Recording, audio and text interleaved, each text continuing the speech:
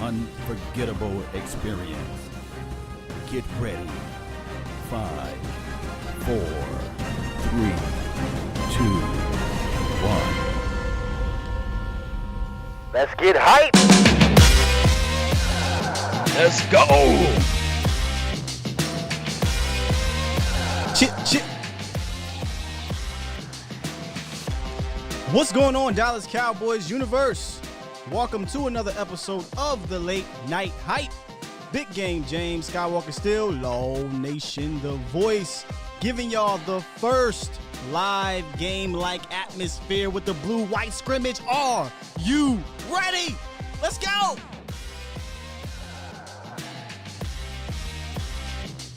Harley.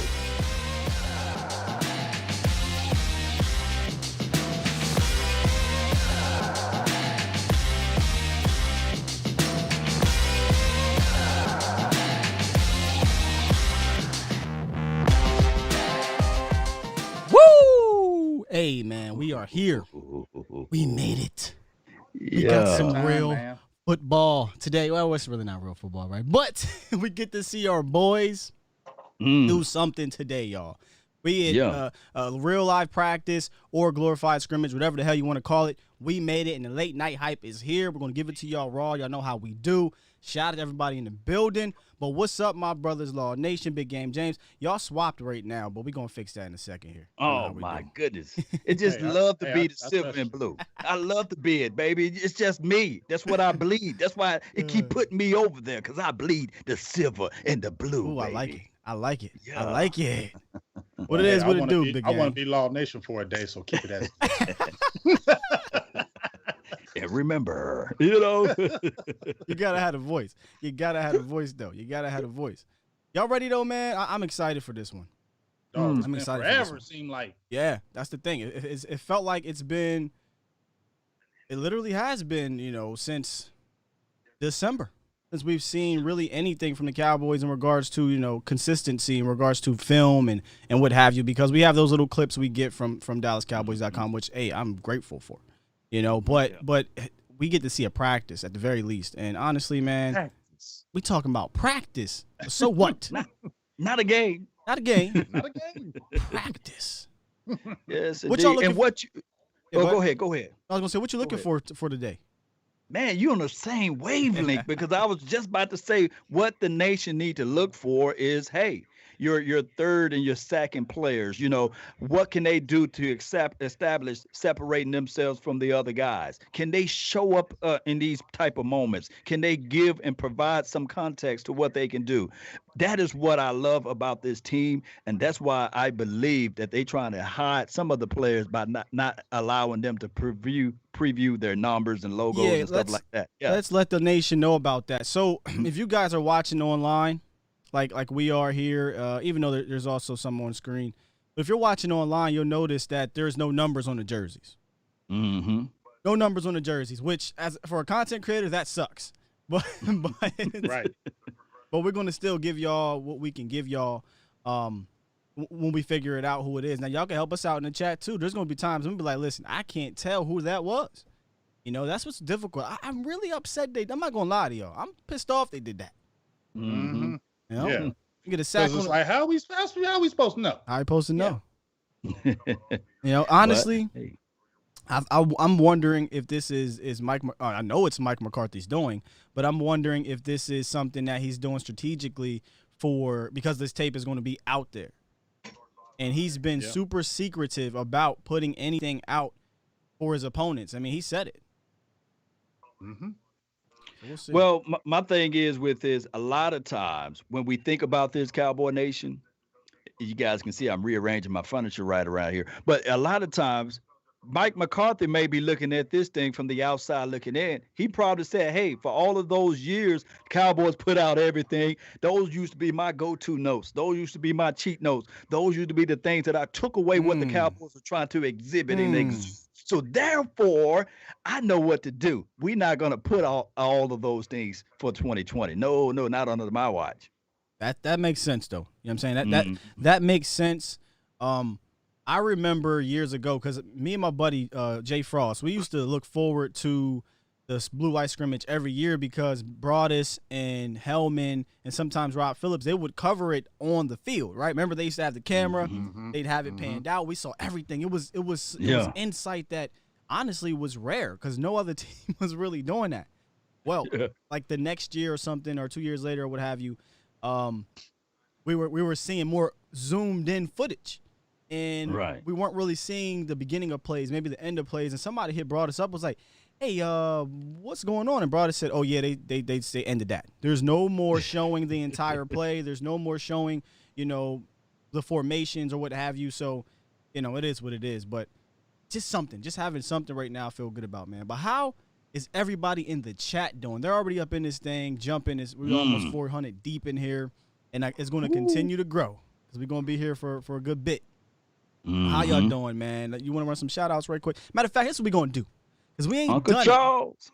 We ain't done this in a minute, man. We get so caught up in what we're doing, and me and James get the fussing and everything. So we ain't done we ain't done this in a minute, yo. What did you used to call it, Law? Your location. For the nation. For the nation. Shout out to everybody. Drop the location for the nation. And Sky is really going to try his hardest not to butcher where you're from. Don't mention Arizona. Don't mention Tucson. Tucson. Just don't mention Toucan Sam. And we'll be all right. Just follow the nose. Dog, if we win the Super Bowl and you said Toucan, Arizona, that's going to be the name for the rest of my life. Real. We just go to Arizona and say, hey, make the name change. It's Toucan. We got VA in the building, 520. Oh, damn. Tucson, Arizona's in the building. Right away, Tucson. God damn it. 413, Chi-Town. Jersey in the building, Nashville. What you said, Massachusetts? I ain't even, and he dared too. KMT always do that on purpose. KMT, why don't you just put Mass? No, he put it all out, make you say. Put it all out. Put it all out. I'm skipping. 915 El Paso, Mo City, Texas. H-Town. What it do, H-Town? Baltimore, Fort Worth, Texas. Where we at? 904. VA, Chi-Town, Nashville again. What is this? I'm just going to say Virginia.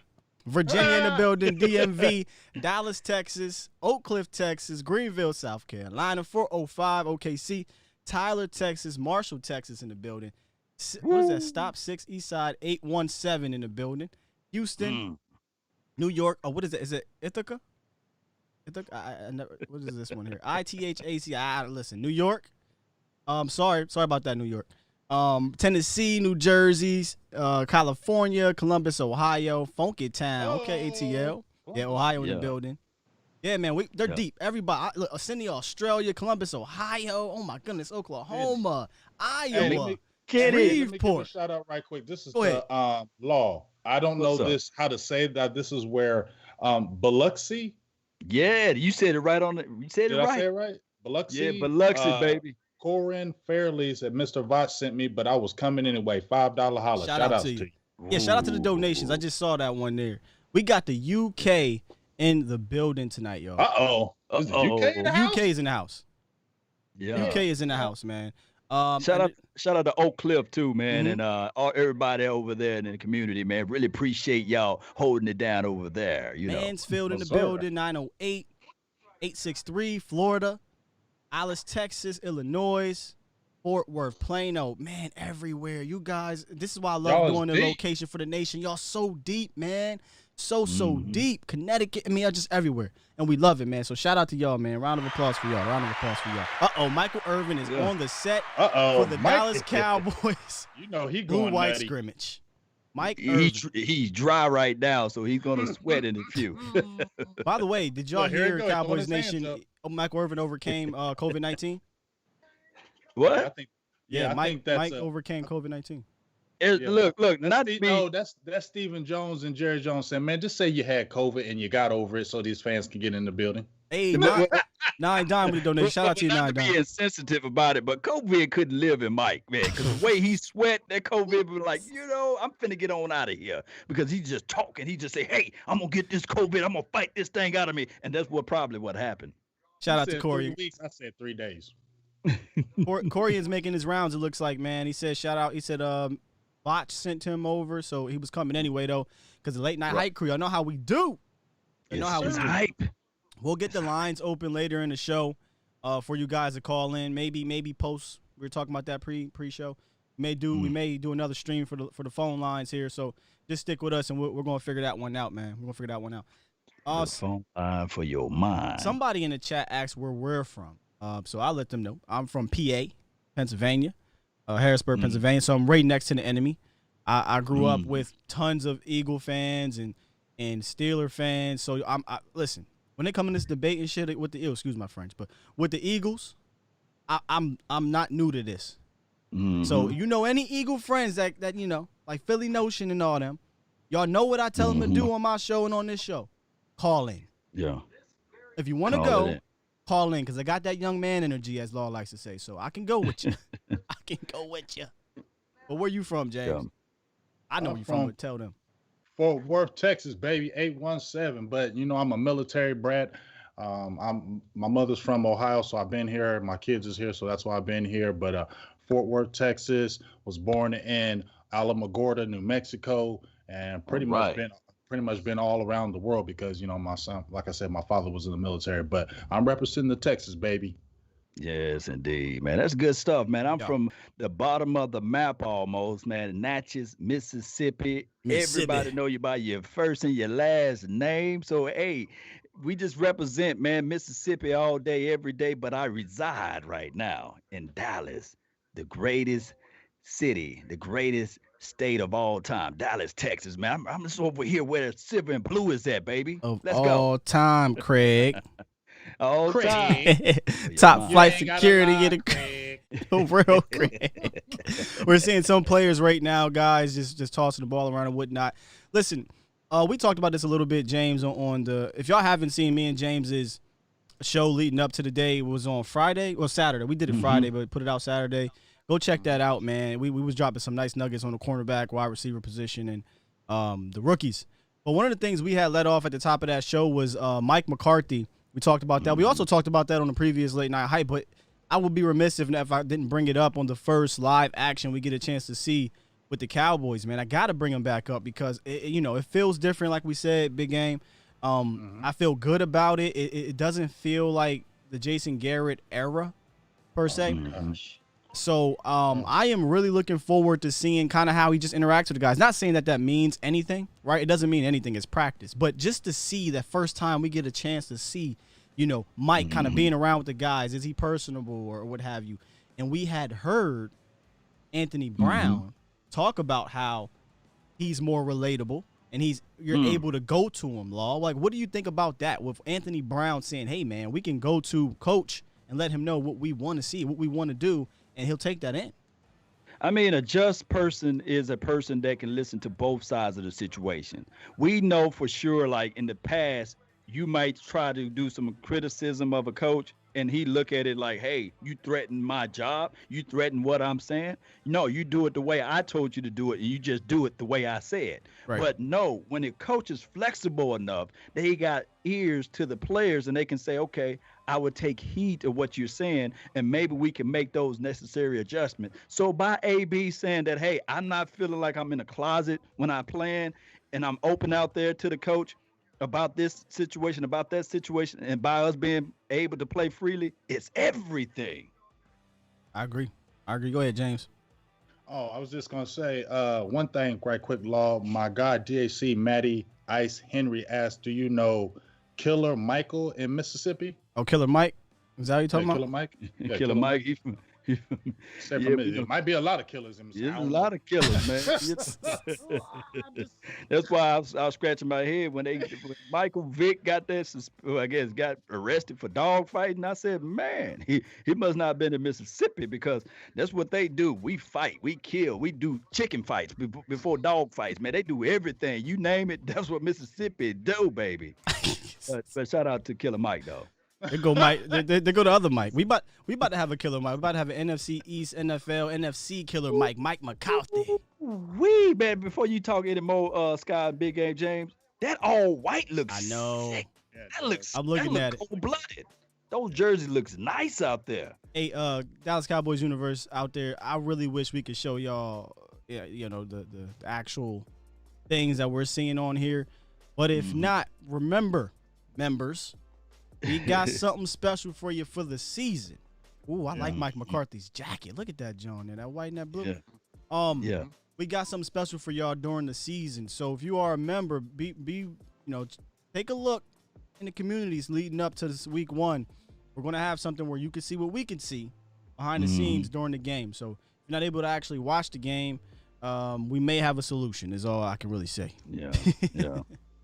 Yes, indeed. A solution. Yes, sir. What? Oh, there go Danny Surratt. There go our girl Danny. We had her on the show. Yeah, we did. She was great with her football knowledge. But just bouncing off of what Law was saying when me and you were talking about Sky, it just feels different. Oh, I got you. It's just exciting. It just like you said, it's frustrating for us as content creators that we can't see the numbers because it would be more exciting for us. But at the end of the day, you know what? I don't like it, Mike McCarthy, but I like what you're doing. I like how you say, I don't give a hell what the media think. I don't give a hell what the fans think. We trying to win championships, so you ain't going to see it, so you guys just going to guess. All right, I'll deal with that, McCarthy, because I ain't mad, because I'm ready for a new era. And whatever that new sheriff got to do, I'm going to abide by the law.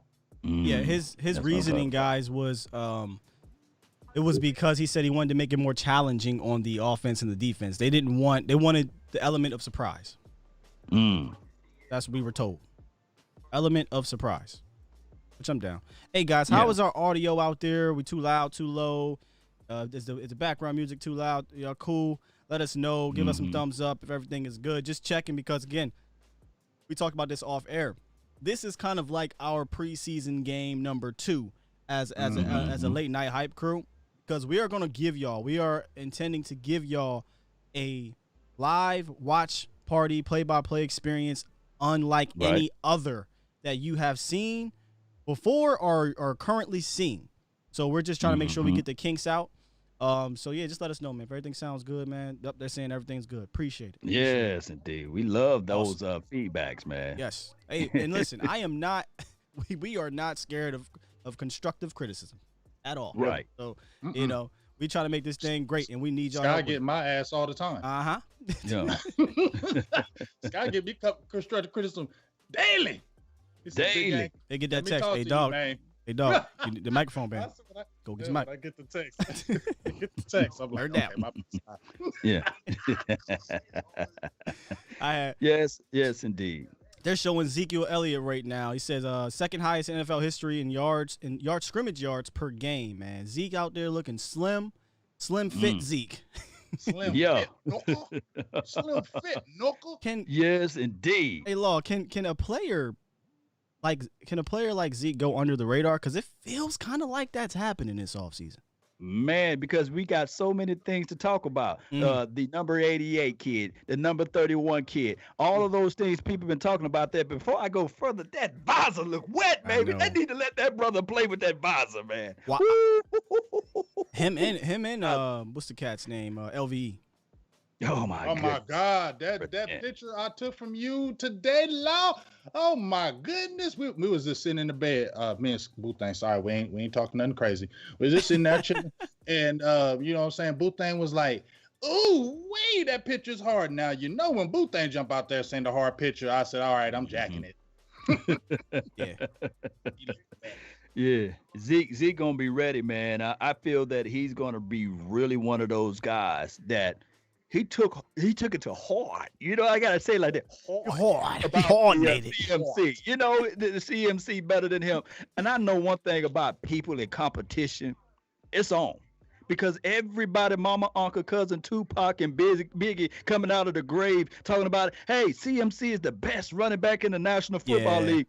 And you guys think that it's not getting under Ezekiel Elliott's skin? On top of that, they gave the brother from a Madden perspective 99 for your mind rating. Kill me with that. Zeke ready for it for this year. And think about it. He's not. We know he's mad because think about it. When's the last time? I mean, since I've watched Zeke since 2016, he hasn't really went nutty on Twitter. But this year, he went nutty on Twitter, like y'all gonna respect me, y'all gonna start letting people know how good I am, and he's talking about that now. And I think that's one of the things where Anthony Brown, remember how Anthony Brown, we just talked about how he gives us more freedom to be ourselves. Right. Now you see Zeke tweeting a lot more than he did under Garrett. Maybe that's the freedom that McCarthy is talking about. Yeah, it's crazy. Right, man. Might be right. Hey, before we get this thing rolling, man, make sure you guys check out our guy, man. Sosa from the Cowboys Network, man. I put together something nice for him because, man, he's worked. So go on there, Instagram, Twitter, Facebook, the Cowboys Network. Follow for all the updates, all the good stuff, so everything, man. So everything. Oh, you just peeped it? I'm watching it. You're a freaking badass. Bad motherfucker. Hey, he is. Sorry about my language. You is a bad motherfucker. I know. Look, you know, earlier I cussed out and I was like, my bad, screw my friends. What am I talking about? I was like, oops, I'm sorry. What am I talking about here? Well, my hat, speaking of cursing, my hat says it all. You know what I'm saying? You got the little symbol. Yeah, go ahead, show them. I got the camera. Show that damn hat. Yeah, I got the camera up on you. Go ahead, let them know. Yeah, y'all see, man. Shout out to one of the sponsors, somebody who actually provided this hat for free. Well, hey, it is what it is. Check out Star Gang Savages on Instagram. Hit them up so y'all can get one of these type of hats, man. Just hit them up, and so that you guys can support the nation, man. This is so nice to be able to talk about the Dallas Cowboys. They got more and more stuff, so hit them up. That thing dope. Yeah, man. I had to make that for Sosa, man. He part of this thing, late night hype. A lot of those guests y'all see, man, it's Sosa really putting in that work, getting us, and trust me, it's just the beginning. We got some lined up for you. Oh, your mind. The plug. Right. It looked like the Cowboys is getting ready to go here. They just did a little break out the huddle. Camera zooming out. Let's see what happens. Again, let's clarify something very quick for the nation if you don't know. This isn't going to be game-like. This is going to be more of a practice, a glorified practice. And I believe normally towards the end or the middle of the practice, they start doing 11-on-11s. They said it's going to be more 11-on-11s. So just want to let them know. Yes, indeed, I'm about to say, man. y'all good? Yeah, we good, man. I'm looking at the website. They got like 8,000 people at the game. They got about 8,000 people watching at one time on the official website for the Dallas Cowboys. Shout out to them, man. On YouTube, you mean? On the tube. So Oh, no, I'm watching on the website. Love it. I love it. I love it. I love it, man. I want people to go over there and let people know. I'm not trying to send traffic, but let them know about us. You know what I'm saying? No, yes, we are. We're trying to. Yes.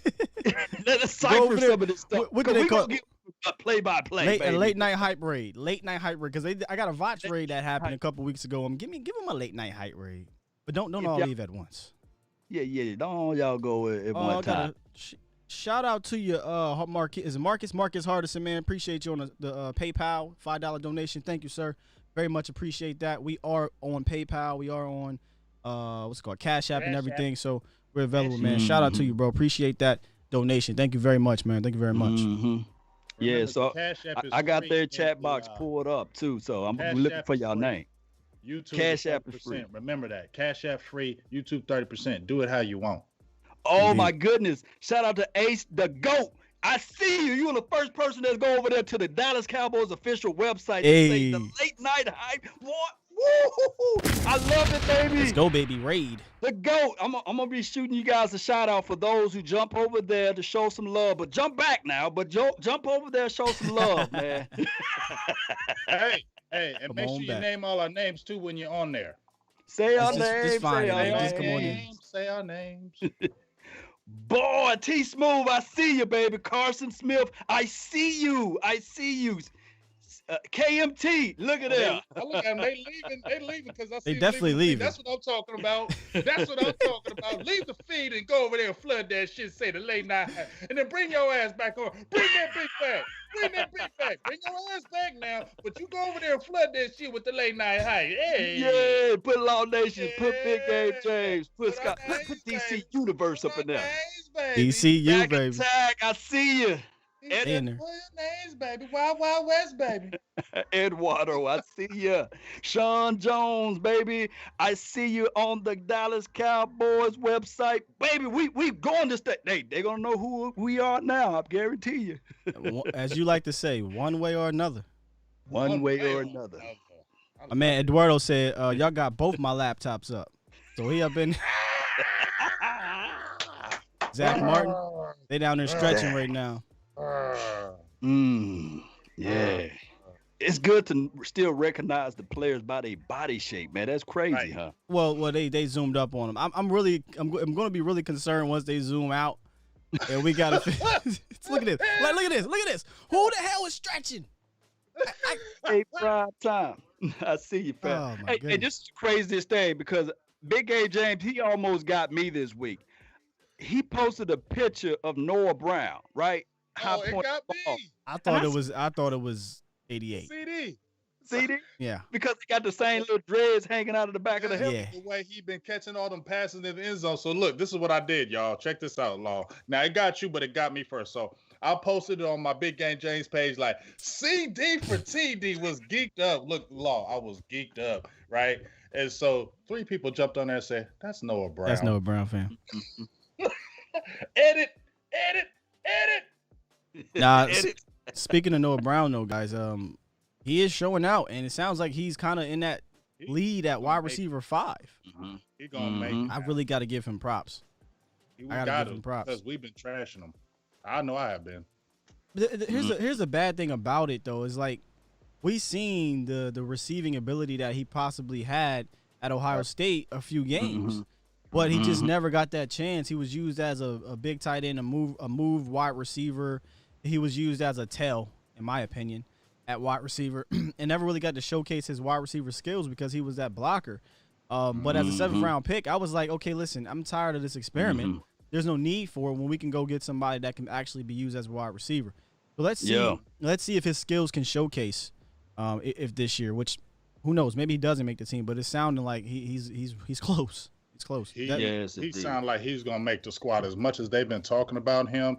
And this, I think, like you said, Sky and Law, when we talk about it, it's not like Noah Brown's a small guy. He's 6'2", 225 pounds. And I think they love those sized receivers. You know, Mike McCarthy does. McCarthy love it, yeah. And they love those type of receivers. And he's versatile. He can't do one thing. And what has been the mantra for the coaching staff? You are not going to play one position. We just heard Maurice Linguist talk about the DVs. He sat there and said, you will.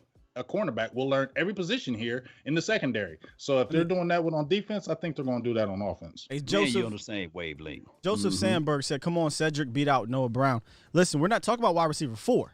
Wide receiver 4 is Cedric Wilson's. Like that. That's everything coming out of camp is that he is ready to take that next step. He's looking great, and it's usually it really has always been more about health for Cedric Wilson. He has had the ability to be, in my opinion, a guy that could stick on somebody's roster, right, Law? It's not like he doesn't have that ability.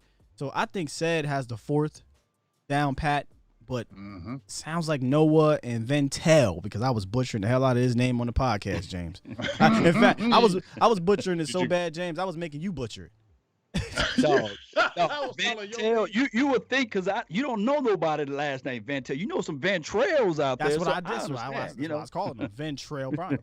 But Ventel Bryant was a guy that y'all know I like because he's big body, 6'3", about 205 or so, strong, one of those guys that can play up and down the special teams units, physical, and he had a futures contract. So, I was high on him, but it sounds like Noah's beating him out, man. What you think, Law? Noah, Ventel, we ain't talking about Devin Smith.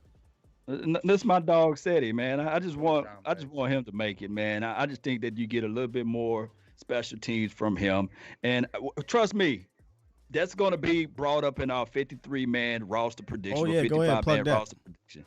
Yeah, so we're going to do that show Tuesday. So I want you guys to stay tuned for that, because we really got to go down. Right now, you guys can put in the comment box, do you think we go with 6? Do you think we go with 7? Or do you think we need to just go with 5? You let me know. Put it in the comment box. Let's go. I'm going to wait. I'm going to let them wait till we get Tuesday. Right. I ain't going to tell them. But they can put it down in the comment box, man. But I really appreciate everybody for tuning in and watching this thing. Let's go, Cowboy Nation. Oh, yeah. This is just talking. We're just talking, right? And this is getting me hyped for the actual game day for the season. Excuse me.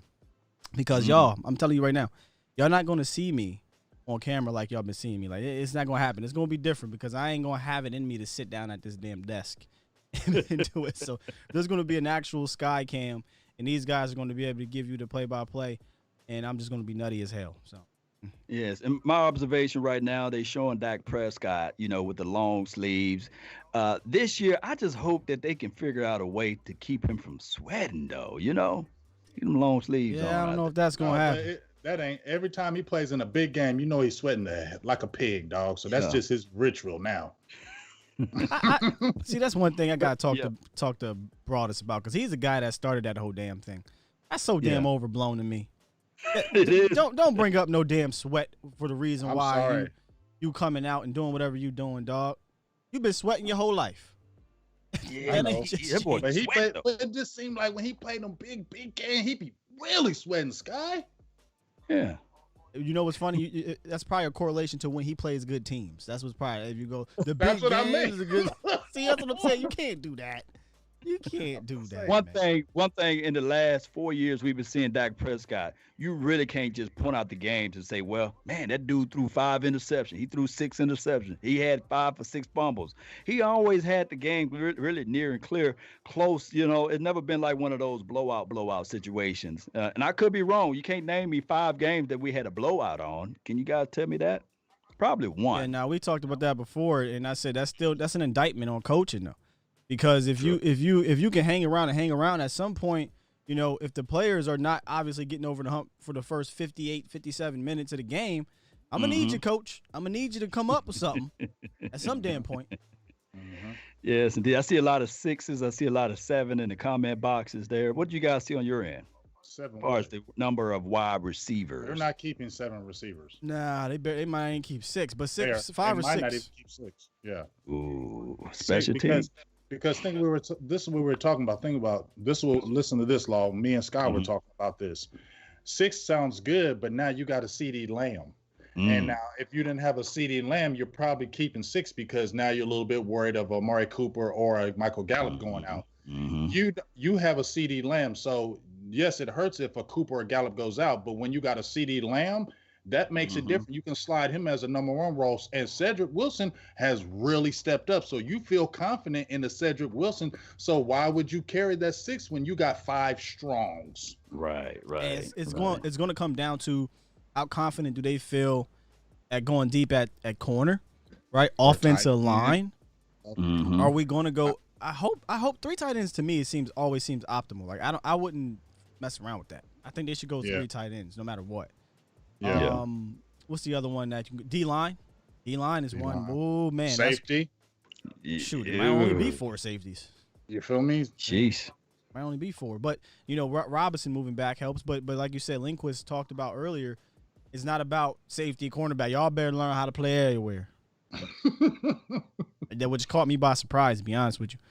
Yeah, he was like, you better learn it. They're showing when I had Matt Johnson on the there? show, he said it's just not as easy to transition from corner to safety. So that cross training, it's going to be huge.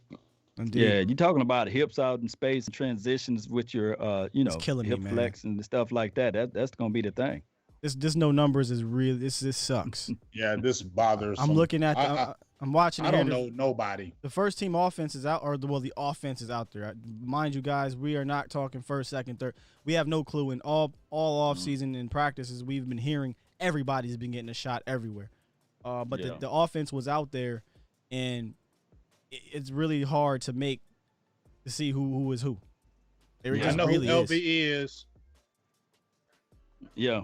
I know who LV is. I'm just looking at the neck roll. Well, neck roll is the only way you can tell, There's certain people that I'm like, okay, that's him. I mean, there's going to be Zeke, Dak.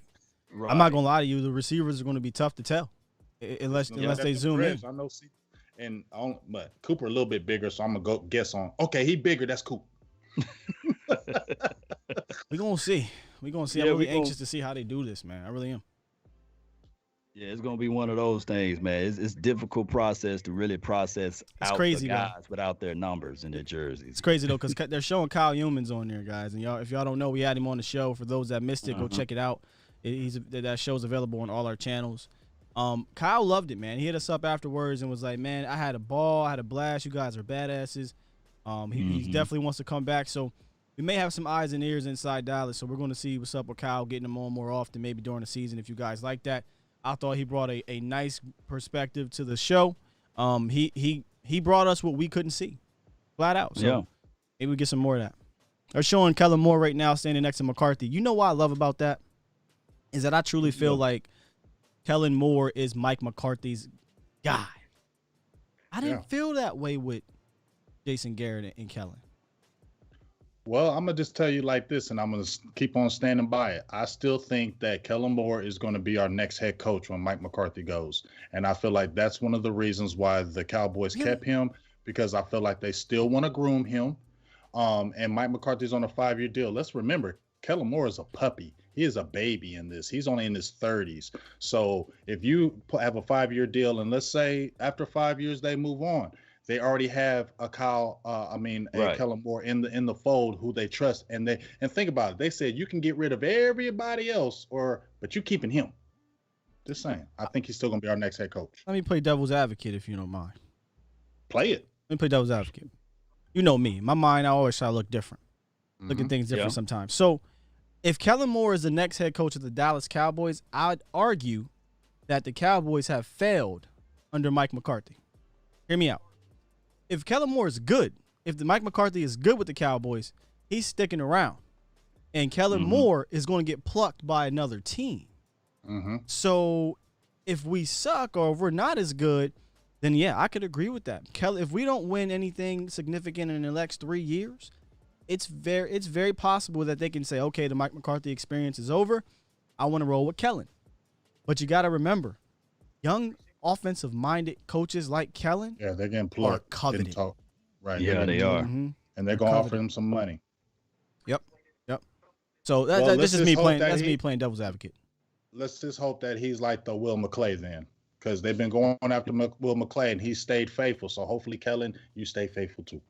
Yeah. Again, I'm just playing devil's advocate there with it, because we want success for the team, but so what happens with teams that are very successful, for instance, Super Bowls, they get plucked. The players get plucked. The coaches get plucked. It happens, man. So it's one of those, catch-22s. Yeah, let's do this thing and win Super Bowls, but we may lose some real good coaches while we're at it and real good players. No doubt, no doubt. So I just think that with Kellen Moore, I just think that he still got some growing pains to go through. This will be heading into his, second year, right? And he got some good stuff, good numbers up there. But we got to be understanding that this guy still got to go through some growing pains. But he got a good coach that's going to really put him in the right direction. It's like Dak Prescott's out there. They're doing something. Can't quite tell you what they're doing. I mean, it looks like they've just been running around for the most part. But they're doing something right now. They got Zeke with that. Yeah, that visor look real good on Zeke, man. Yeah, dude. Yeah. He always looks slick in them visors, though. Make for some sick edits, man. Hey, Sosa, I know you got some. I know you got some Zeke edits ready to chop up. I saw Sosa. He already posted on the IG of my dog, CeeDee Lamb. Oh, you know which one I like? He posted because I'm a Drake. I like Drake's music. He said the rookie and the vet. He showed Zeke and he showed Lamb together. I said, "Ooh, that caption was dope." The rookie and the vet. There goes D-Law. I know D-Law.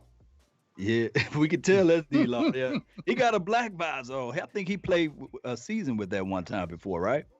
Who D-Law? The black visor. D-Law. They can't. They can't. Unless you got a prescription now. Man, Todd Gurley get away with it. He got a prescription. Yeah, you can't wear the black any longer. Somebody said. Nolan said, "Why can't they wear numbers?" So Nolan, and we'll have guys coming in and out. We'll let you know. Mike McCarthy said he wanted no numbers on there because he wanted to make it more difficult on the offense and the defense, and he wanted to challenge them. So there's that. Well, we'll see. Yeah, well, it's challenging us. I know that. It sure is. By us not being able to see the people jersey number, that's crazy. Shout out to James Wright. James Lee Wright said, "I'd rather listen to y'all than them." He's talking about the coverage online, man. Appreciate that, man. Really do. Hopefully y'all guys are here for the games, man. I listen. I'm not a big fan of Joe Buck and Troy, so I don't really like listening to them too much. So it's gonna be kind of cool to have y'all in here. I'd rather listen to my guys, Law and James. I'd rather listen to Sky and Law. Look at all that love being passed around here. Flowers. Hey, but you know who to me were the best visor with the Cowboys besides Zeke, for real, because Zeke's visor's hard. To me, Dez Bryant. When he wore his visor, Dez set that trend with Cowboys because he always looks super nasty with his visor. I don't think anybody looked better in the visor than Dez. Yeah. Dez when he wore the visor. Remember he read. Yeah. Oh my gosh. Remember he wore it for 2 quarters, and they said, "Well, you got to take it off. If not, we're gonna have to kick you out of the game." I thought that was the craziest ruling of all. Then he came out there with the clear shield and caught 2 more touchdowns against the Eagles that game or that day. And I was like, "Yeah," but they should let these players wear those visors. So they're going back to the locker room. Not quite sure what that's about. I don't know. Yeah. Law, you got the volume on over there, right? Yeah. Let me just turn it up. Yeah, no, you don't got to turn it up. If you hear anything, any type of news breaking about why they're going back, let us know. I think this is awkward. This is odd. I don't quite understand why everyone is going back. Let me just kind of check the Twitter sphere here and see. Hope ain't no threats. Yeah. Yeah, with the COVID going around. You know what I'm saying? We don't want to hear maybe they got something back. Yeah. Oh yeah, I see what you're saying. Sosa posted the joint with no number on it. Sosa cold-blooded with it. You said that's crazy. Yeah, we'll be right back. But it's just crazy, man. No, yeah, I'm just checking to see if anything is completed okay, so Archer from Archer, he says Cowboys just completed a pregame warm-up and are now heading back into the locker room where when they return, it'll be a normal practice. Maybe the younger guys get some tackling in. Okay, so that was a pregame or pre-whatever warm-up. All right, that's cool. That's cool. Yes, indeed. That's good to have, Dan. It was just a little warm-up. They gave us a little teaser. I guess they're going to go to their respective lockers and just talk about, hey, this is what we need to do. This is what we need to showcase. And exhibit out there. Yeah, Voss just basically said that too. He said it's a game script thing. You warm up, you go back to the locker room, come back and play. It's a normal football procedure. So that's what it is. Everything's good to go. But yeah, I didn't read if they were doing that or not. So now that we seen that, we're good to go here. That's good. Yes, that's cool. Indeed. Shout out to Voch. I'll check him out. He's from my hometown too. Natchez, Mississippi. Hey, Colton Maloney says, "Do y'all commentate over games during the season?" Yes, sir. Yes, sir. We plan on having one of, if not the best, live play-by-play feeds you're going to find on YouTube. Best. So it's going to be the best. I'm just humble. Well, you can be humble. You can be the humble guy. I won't. It will be the best. So yeah, Colton, come through during the season, fam. Come through during the season. Yeah. It's going to be amazing, man. We're planning on having a pregame show about 30 minutes. Then we're going to do the watch party, where we'll talk about the game, play-by-play, and then we'll do a post-game show. So it's going to be a jam-packed Sunday or Monday every week, and it's just going to be on fire, man. I'm trying to tell you, it's going to be on fire. 3 shows, 3, not 1, not 2, but 3. And we're gonna have guest Cowboys in there breaking down games for us. Are y'all ready for that? We can tell them now. We don't gotta even go tell them who. Are you ready? Are they ready? George, ideal up. George Teague will be involved with the game day stuff. So George will be here breaking down. I think the pregame is what we talked about, but we got to get back with him. Voch, I knew Voch was going to say that. Voch said Voch got the best post game in the league. I told you, Voch, we coming. I told you we coming for it. He did last year, but not this year, Voch. I told you we coming for it. But no, you might have the round table, but we have the late night hype. I'm gonna tell you something though. Real rap, go jump in all those. Period. Yeah, jump in Voch's, jump in ours, because it's going to be different perspectives flying around. If you can't get on our show, get on Voch's show. If you can't get on Voch's show, come and get it on our show. Like the phone lines is going to be lit either way. So it's going to be dope, man. And listen, I'm going to keep it a bean. I don't really look around too much, so this could be biased. But who's messing with the Cowboy YouTube community, fam? Nobody ain't messing with our clicks. I'm just being real. Who is really messing with the Cowboys YouTube community when it comes to really talking about their team? And shout out to all the content creators, like all of them. You know what I mean? From all teams. But listen, I'm gonna just keep it on it. I think we the best. Yeah. I think the Cowboys YouTube community is the best. Is the best. We look. Put it like this, and these you got all the trolls jumping in our feed. That's exactly what I was about to say. You got people from other networks and other organizations to jump right in and say, hey, Cowboys this, Cowboys that, and we never would jump in theirs, Yeah, and here's the thing: you jump in ours, and you like jumping in ours because we don't kick you out. You come on in and talk to us. We have a good time with you because we ain't scared of you. Know what I say? Call in. Call in. I ain't gonna argue back and forth with you. He said, I ain't gonna talk back. Just call in. Yeah, I'm not gonna type in the comments and stuff while we live. Call the show, please. Call the show. Yeah. Please. And we probably the only show that does that. A lot of times, other networks, they probably do all of the talking, but they ain't finna have no call in. Quest is funny. He said, Quest said tree shows, not 1, not 2, but tree. Tree. Walking Lean 2020. He said, we're Koya and Foots. I don't know if they do post-game shows or what have you, but if they do it, jump in there too. Jump in there too. Last year, I just had Okoye on my show last week. It was great. Yeah. And then on top of that, last year I used to have Okoye. I would call him during the halftime show so he can give me his analysis. And trust me, it's still going to happen this year. We're going to have to figure out how to get Okoye in during the halftime so he can give us his analysis. Yes. Ain't no figuring out. Call right in. Call right on in. See? Call in. See? But Okoye is kind of like, he want to really get focused in on the game, kind of like you, Sky. Oh yeah, that's why I can't. I'm telling y'all have to go. Y'all going to listen to. Y'all basically going to be listening to James and Law with the play-by-play, and y'all might hear me screaming and shit. Y'all gonna hear a bunch of this.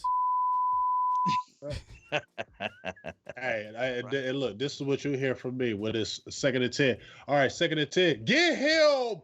Get the sack. All right, just do the ball, man. You better start completing that pass. All right, man. 3rd down and 5. I'm getting tired of this crap. Yes, indeed, man. And you're going to hear me, Ezekiel Elliott with the ball, goes up through the middle. I'm just still going to be doing my deal, Exactly. That's why it's going to be great. Sky's going to be the maniac in the back. I'm going to be like, what the hell? And Law's going to be hey, it's 3rd down. Yeah. They're still out. They're still in the back right now. So kind of give me a couple guys, y'all, like the top 3 guys y'all looking forward to. It don't got to be really in any order, but it's just a few dudes y'all looking forward to seeing in this practice here. Well, I got my dark horse, Reggie Robinson. He will be the guy, so I'm gonna have to look for some dreads to hang. Well, he cut his hair, so I really don't know how he would look like out there on the field. So Reggie Robinson would be a guy that I'm gonna try to squint my eyes and see. And the other guy would be, I like Cedric Wilson. I think that he can turn a corner this year, show his worth. And of course, I got to do this. I've been going too long without saying his name. Justin Hamilton. He's from Natchez, Mississippi as well. He wears number 79. He plays one tech. He can give you some three, but he's a guy that's going to be on the line that I hope that he can make this particular team and put NTZ Natchez back on the map. There you go.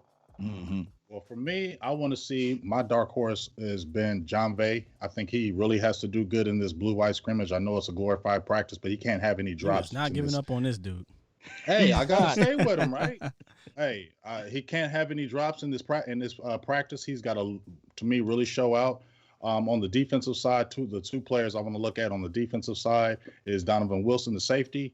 I want to see what he is because he's had a lot of talk this year, and I think he's in a fight for, to get some playing time. So I want to see what he looks like. And then also on the defensive side, I want to see my guy Tristan Hill. I've been, saying let's not throw him away. And everybody said he's improved. Everybody said he's looking the part. He looks different. So today I want to be able to see what kind of movement and what kind of, he shows today. Tristan Hill, Donovan Wilson. Yeah. For me, it's all about the vets. Not gonna lie. Okay. I'm looking forward to seeing the vets because I talked about this on the podcast. I don't think we're going to be relying on too many of the rookies this year besides Trevin Diggs and CeeDee Lamb.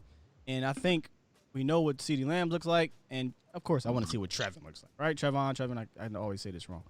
But I want to see the vets. I want to see Everson Griffin, right? I want to feel I want to see Alden Smith rushing, right? I saw a couple clips of LVE, and oh my goodness, I want to see him running around, because these are the guys that we are going to rely on majorly, and we don't have too much footage of them this year, and they all got something to prove. Alden Smith hasn't played in 5 years. LVE was out; he was hurt. We're trying to see, can he tackle and be cool? We saw him knock out Tony Pollard, not knock him out. I'm just very interested to see the veterans, and then CeeDee. The back end. I do want to see the safeties, all of them.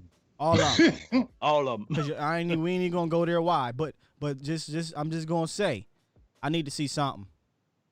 Yeah. And speaking of that, man, a unique drill that Coach Bone Fossil is working out with the CD, TD, bouncing the ball on the ground and having him to high point the ball. Man, that's good stuff. I love it.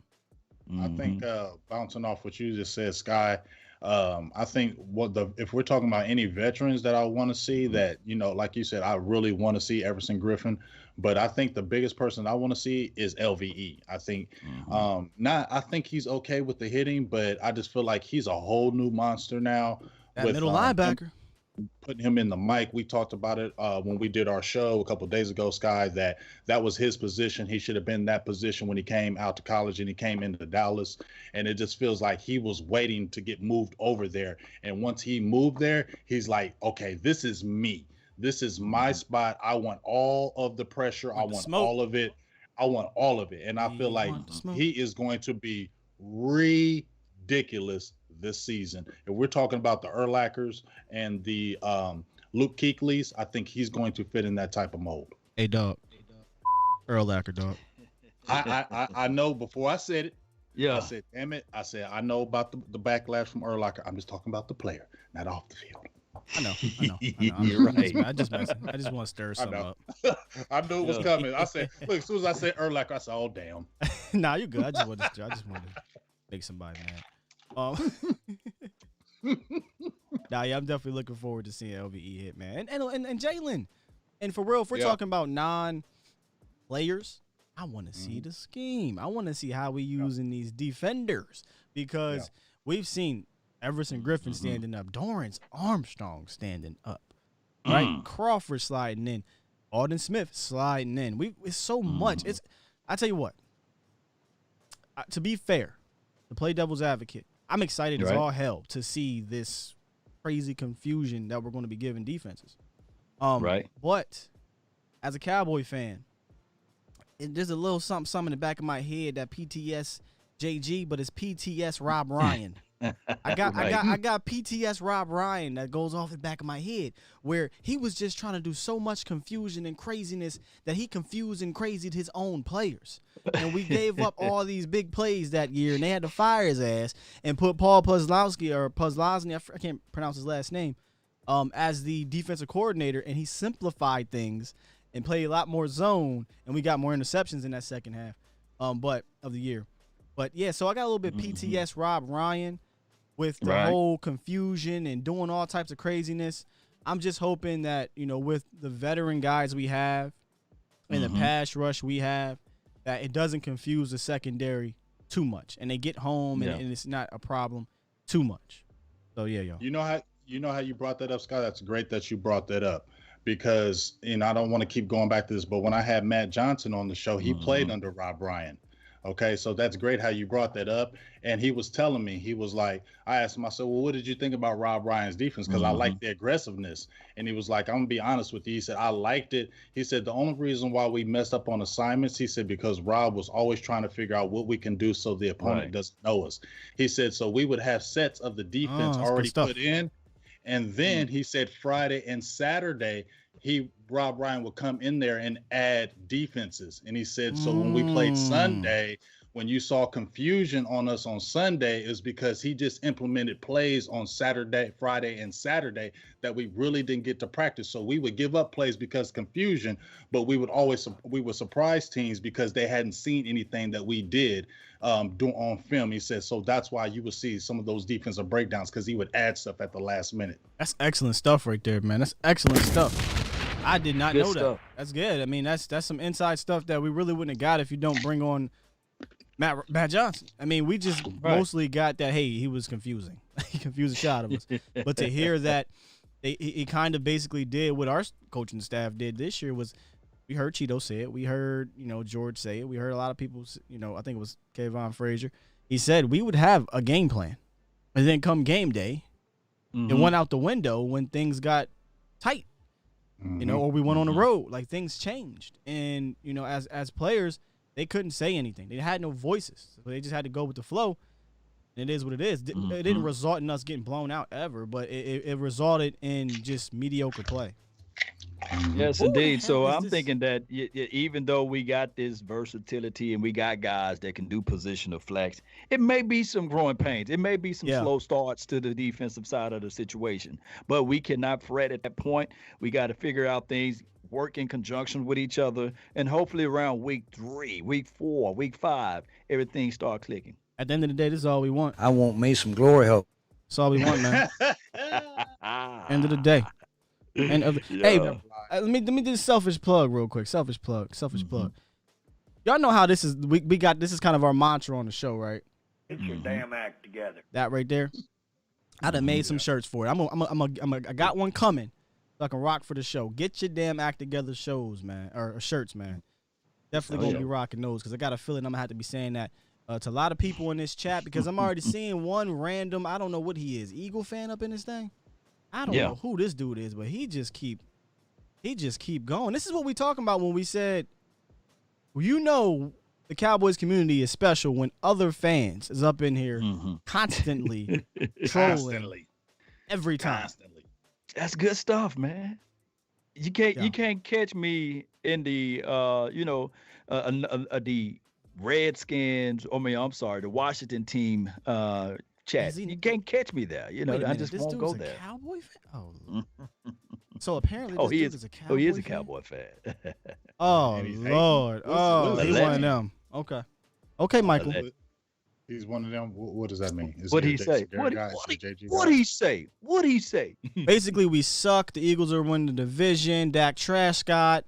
We won't do nothing until Jerry dies. He's one of them. Oh, so I'm calling you out. You one of those, Michael, whatever. What is your last name, dude? I don't know where you at. Where'd you go? Bridges. Bridges. He's one of those, Jerry has to be gone. He has to go in the dirt. Trash Scott, we ain't shit, blah, blah, blah. He's one of those. Yeah, I mean, how can he he's one of those mans that wear dresses, basically. You know, I'm a man. You don't do those things. Devin said Scott skipping that tea. Devin, I'm sipping, but y'all know how I get. Mm-hmm. So, but this one, this ain't this that. Michael, salute to you. Thank you for being here, but I'm not going there with you, bro. That's the type I don't debate with, because come on, man. There ain't nothing I can tell you. We can't talk. Yeah. We can't have a civilized conversation. So when you say Dak Prescott, we never talk.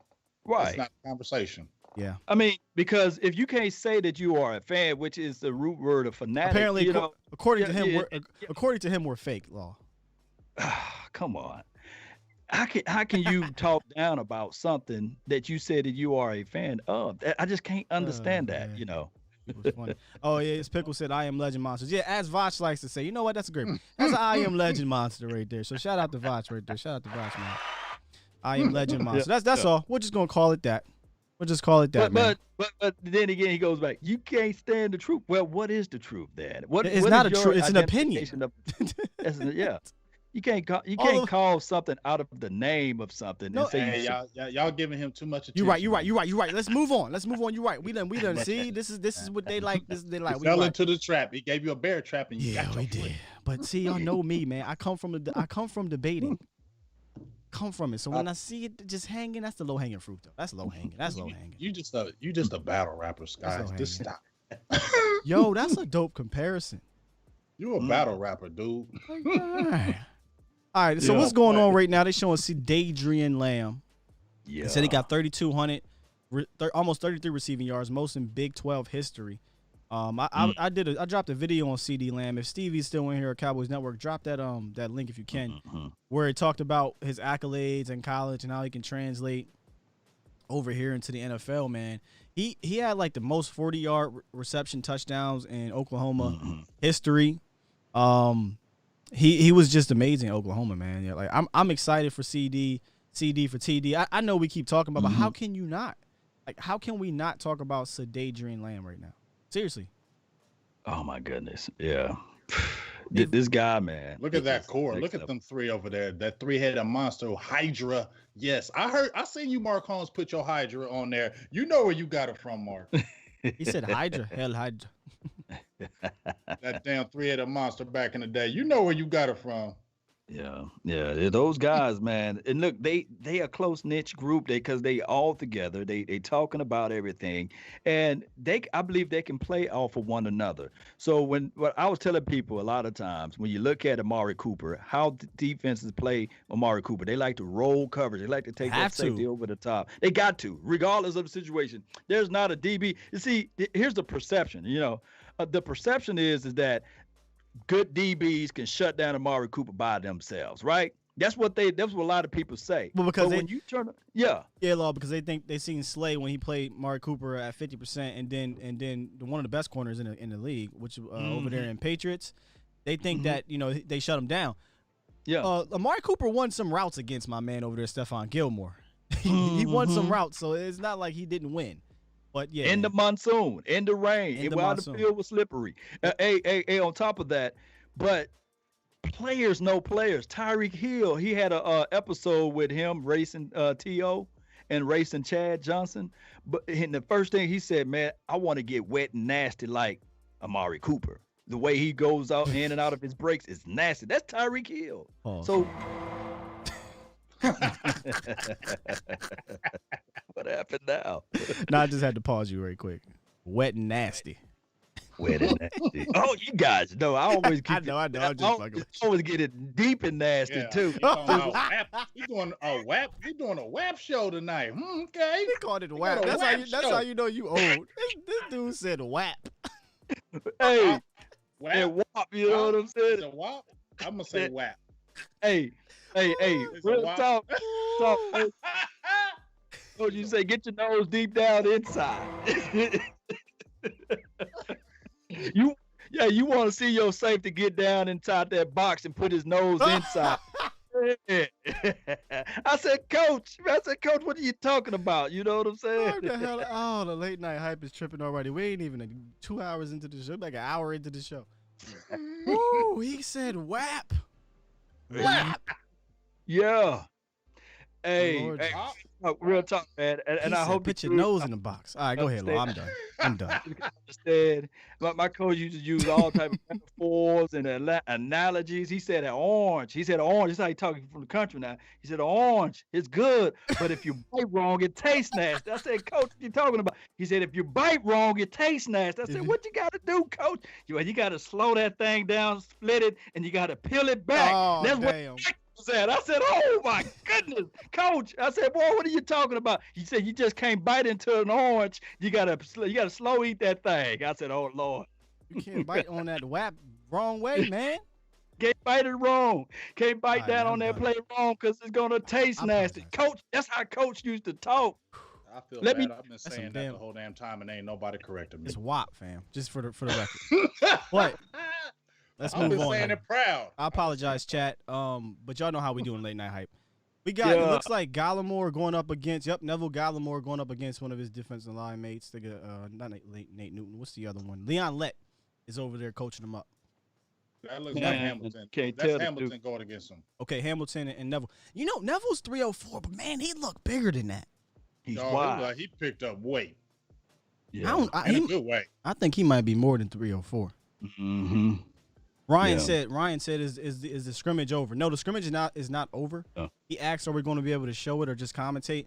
So Ryan, this is YouTube, and the YouTube Illuminati is notorious. Mm-hmm. So we're not taking that chance, because if that happens and something bad happens, y'all won't be able to hear from us for 3 months. Yeah. And that's going to be the season. And that's the season. Yeah. So we're just ain't doing that shit. Right. We're just going to try to give y'all commentary from what we see right now, though. Ryan, it's mostly just drills. They're showing Neville Gallimore dancing. They'll do 11 on 11 here soon, I would imagine, because from reports they said we're going to have more 11 on 11. So I just want to let y'all know that. Yeah, yeah. And then you'll know when you see Poe. You don't have to have a jersey number or him. You can tell when you see Poe. Oh yeah, Poe's a big boy, man. Yeah. Fat boys. And but back to Neville, man. Neville, I don't. From what we're hearing, and even your boy said it, Brandon Tucker. Mm-hmm. He's just having, he has to adjust to being in the league. It's a different thing. You can't just rely on. And most rookies, this is how it is. You can't rely on athleticism all the time. So he's learning his technique, which to me means Hill obviously has him beat, because we're hearing a lot about good things about Hill. So Neville, he's going to make the team, obviously, but he may be one of those guys that are down a little bit on the roster. Yeah. And just listening to, I talked to Dave Helm a couple of days ago, and he was saying the same thing, because I was asking about Joe Jackson and Dorrance Armstrong Jr., and he said, because Joe's been quiet, and he's been one of my guys. We talked about him, Sky, that we liked him, especially on the left side, being able to hold that side down. He said he's been doing good, but just other guys have been doing better. So I think, just like you said, Brandon Tucker said, it's just a slow process because he has to get his hand movements down. But the good thing about it is, like Brandon Tucker said, he's not being forced to start. He gets to take his time, learn the game, and be able to come in situational plays. And I think that'll be good for him, instead of you lumping out there and you putting all that pressure on him, because you got some good guys ahead of him. Yes, indeed, man. Shout out to DHC, Matty Ice, man. Here, he's all the way over there on the Cowboys official website, still supporting us, man. Telling everybody to go check us out for the late night hype, man. Really appreciate you, man. Really, really do, man. That stuff goes a long way. My thing is with Gallimore, we asked Coach Tucker or training guy Tucker. Hey, Coach. Hey, Coach. You might as well call him Coach, right? Yep. Right, like you said. Can he play the two gap system? And James, can you go back and say what he said about Gallimore playing the two gap? I believe he said he can play that two gap system. Did he say he could play it? Because he said he wasn't really taught certain things at Oklahoma. So he said that's what he said when he was doing at Oklahoma. He was taught one way. So, and he said even the Cowboys, when they had Marinelli, they weren't a two gap system. They were one gap with Marinelli. So, but he said he can play it. But at this level, you can do it in college, but in the pros, it's a totally different monster. So, as you said before, this is just going to be a learning process for Gallimore. And I like it because we don't have to force him in there. What's the beautiful thing is, like, you see it down, let's say we're playing a team, and then all of a sudden you see Gallimore, and then you're like, Gallimore in there, makes a play, come back out, come back. You know what I'm saying? I love it. I'm just excited to see what Everson Griffin, like Scott said. I guess I'm starting to get excited about the Everson Griffin and the Alden Smiths, because those guys are accomplished. I think somebody posted, Jameis, he follows me on Twitter. I think he follows you guys too. He made a post with the cat that just got traded from Jacksonville, Yannick. And he basically posted Everson Griffin's stats, and they were identical. Actually, Everson Griffin's were better. Well, he said, "I ain't trying to start nothing." I don't know why he did that. Like because Everson Griffin and the Bull are both very good players, but nobody is. I just don't understand what that was about. I really don't. I think he was just saying it because they gave up a second and a fifth that Dallas didn't give up. But my guy is like 26, so that's totally different. I know. But I'm just saying, I'm just saying that those two. I felt like what he was saying was, he ain't better than that dude because he is younger. Yeah. But look what you're getting, and that guy got traded for this one. Look, we got him for value. Yeah. Real quick, let me just for everyone in the chat again. We aren't showing anything on this for this scrimmage because we don't want to take that chance. However, if you want to listen to us as well as watch what's going on, just go right over there on the YouTube, the Dallas Cowboys YouTube. You can, if you have a computer or a laptop, you can have two things open at once, and you can see what's going on, mute them, and listen to us. Or you can go on to DallasCowboys.com, which will take you out of YouTube, and you can watch what's going on. And I don't know if you have multiple devices. I don't know. Everybody doesn't have the same style of devices. But if you're on a laptop or computer, it's very easy to watch what they're doing on one of the website or YouTube, as well as listen to us. So that's the way you can do both at the same time. Shout out to you, DeAndre. Said Vach sent me. Appreciate you, man. Vach definitely does the raids. His folks definitely do the Vach raid. I love that. Yeah. And I really appreciate all of this, man. And guess what? We are all one family. There's no competition between us and the Dallas Cowboys, for crying out loud. So we want you guys to go there to get the visuals and all of that stuff. But you guys maybe a little bit of competition. Oh, it's healthy competition, but it ain't healthy. We all eventually gonna be gonna be on each other's shows. We all bleed silver and blue, but if you cut us, that's what we bleed. But we gonna still throw them hands though. If you gonna cut us, though, just let y'all know. They saw that. It's like your siblings, right? Like we your siblings can fight all you want, but when somebody else come after them, we all jumping you. Cram. You're getting jumped. Vlog the boys, we're talking to you. And just remember, after we beat you up, we're gonna go back to being cool. Yeah. But like, hey, you remember what I said to you? I'm gonna knock this dude out for you, but I got you after we done. People saying don't forget about the Facebook group. The Cowboys are showing it on Facebook as well. So shout out to Facebook. Yeah, they everywhere showing it for sure. And they have their guys on there. I think Yeomans and Phillips, Nate, Mike, all those guys are going to be doing anything. We should get Rob Phillips on here. I like Rob Phillips. Yeah, why did I get so loud all of a sudden? The funny thing about Rob Phillips is when him and Mickey used to go at it. Yes. I like Rob Phillips. Yeah, Rob been scared to tell Mickey to shut the you know what I mean? Shut up, Mickey, shut up. And he younger than I thought, but he got that Baldini going on. Oh, for real? Yeah. I just thought the classic battles was Mickey and Broadus. Broadus, yeah. That is a classic battles. They had to get them off the show. They had to switch it up a couple times. They said, we got to get these dudes on different shows. Yeah. Because Mickey's stubborn. Lord. Were you there? Honestly, the best thing about Mickey at this point is that he can give you a story from back in the day that nobody on the staff can give you because he was there. But that's it. Right. That's it, nigga. Right. That's it. Dude got a lifetime contract with Jerry or something. Lifetime. It says there's no analysis that's going on, but he just said I was there, And Brothers be like, no, you don't do that in this particular. What do? You're just gonna cut him then, Brian? You're just gonna cut him? Is that what you're gonna do? So what are you gonna do after you just cut him? You sounded just like him. Do it again, man. Do it again for me, man. You're just gonna cut him, Brian? I mean, that's what we're talking about? That just doesn't make sense. You don't cut him. You know what's funny? When he get proven wrong, he say, yeah, well, we'll see. No, Mickey, you're wrong. You're wrong, Mickey. There's nothing to see. Right. Yeah, well, we'll see, Brian.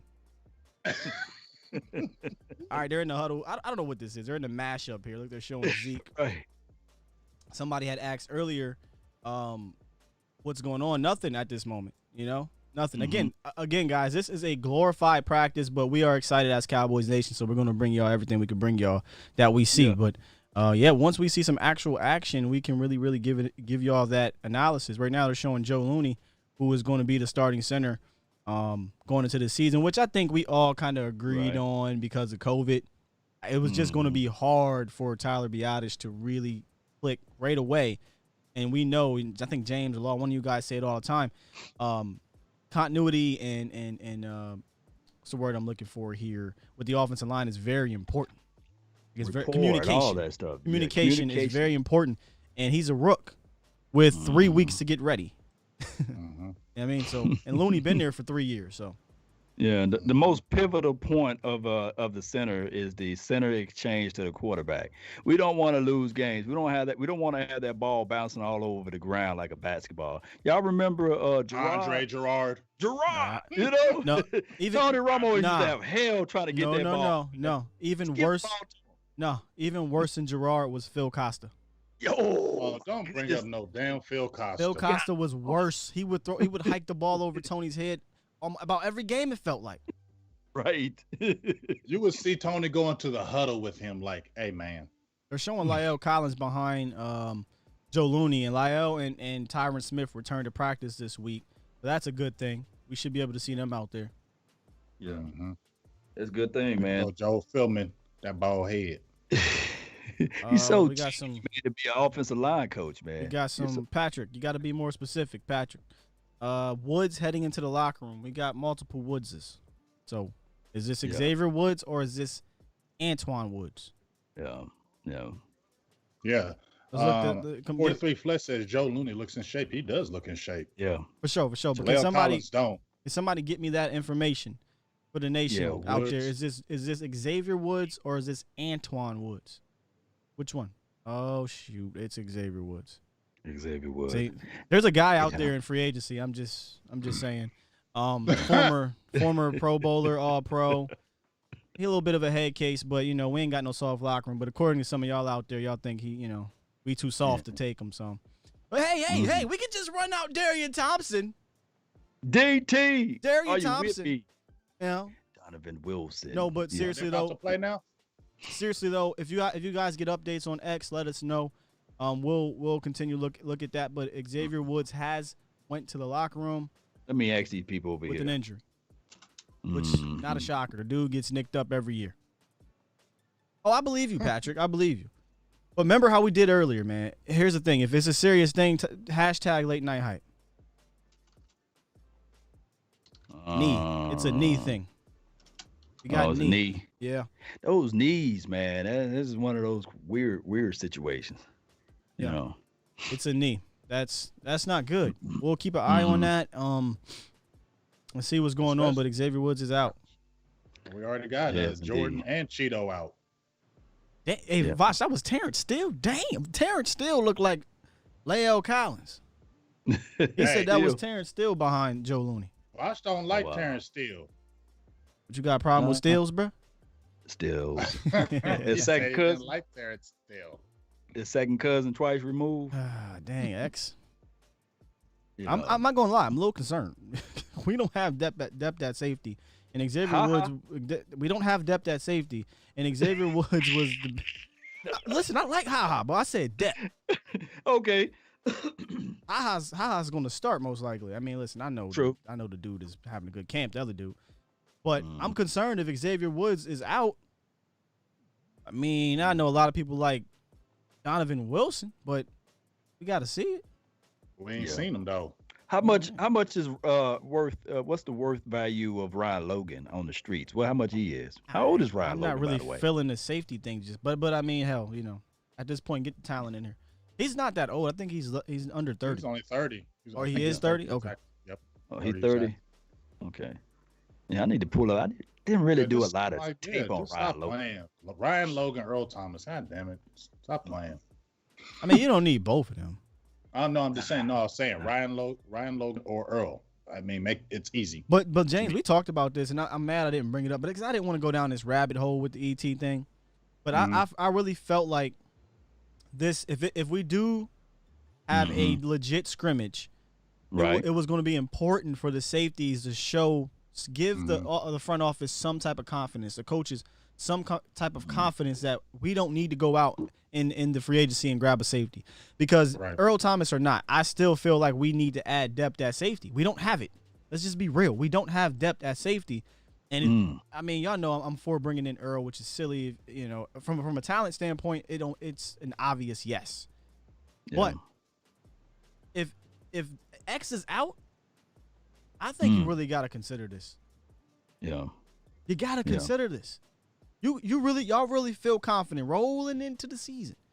If Xavier Woods is out, again, this is all premature, but we're just hypothetically speaking here. If Xavier Woods is out, misses the first 2-3 weeks of the season.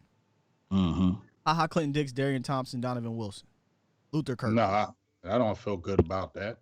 Okay. I don't know. I don't know, man. I don't know, man. We'll find out. You know how Mickey said, we'll find out. You know. Mel said, I like talking about plays and I hear dog. It's called content. It's called content. We don't have anything other than that to talk about. There wasn't no practices, fam. And then when a player like Xavier or ET is in the free agency market, who we at a position that we need, that's what you do. That's what you do. We talked about Everson Griffin, and he's here. Yeah. Did you look at the post I just put, Sky, when you said that? I was typing that like, Mel. Oh, there you go. So we was talking about that, but guess what? Griffin came and we kept talking about that, and we didn't let it go. And he's here. So we're not going to let go of the Earl Thomas thing. So what? We're not going to keep talking about it. We're going to keep talking about it till he ain't here. The greatest thing is... I promise to let it go out on podcast. Okay. Well, you promised, but I'm not promising. So I'm gonna keep talking. I remember vividly that a lot of people was like, "Nah, we don't need Griffin. We don't need Griffin. He's too old. Here we go, guys.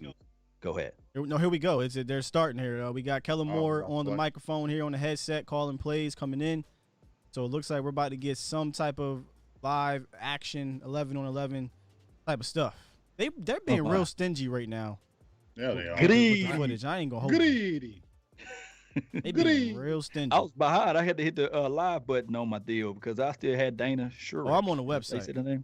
Oh, on the website. I'm on the website too. He said, yeah, you gotta catch up, fam.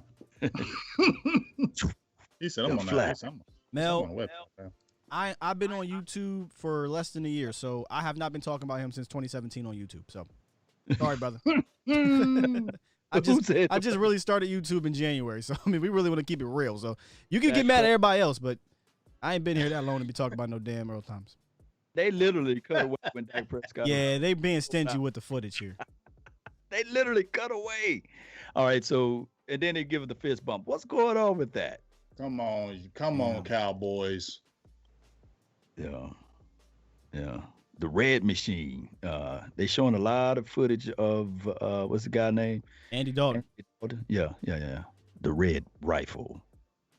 All right, so Dak's coming out, shotgun formation with they cut away. Dak on the left, what is happening here, man?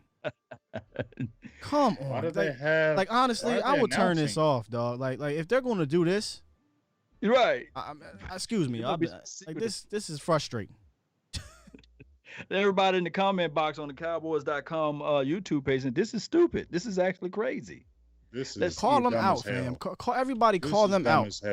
See if they're gonna show it on the TV. Okay, they went over to the commercial break on the TV view. So a commercial break they're gonna do in the middle of a play.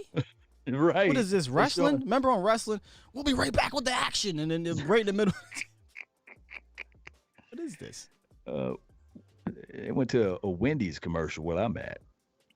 I listen, y'all. I apologize for this. We thought we were about to give you guys some play-by-play here. You know, they don't tell us. They tell all the commentators what's going to happen. They got work for them. This is all coming as we go. So here we go. You know, here we go. Looks like they're going to be panning away from mid plays, which that kind of sucks. But they can show us at least the highlight of what happened previously. You know, hopefully. The COVID thing has really screwed up what we can do with practices, and the coaches, I think, love it. Oh yeah. Yeah, I was watching the Chiefs scrimmage yesterday, and they were showing everything. They were showing everything. It's the operation of the coach. Think about it. We've been seeing training camps, live training camps, and we ain't.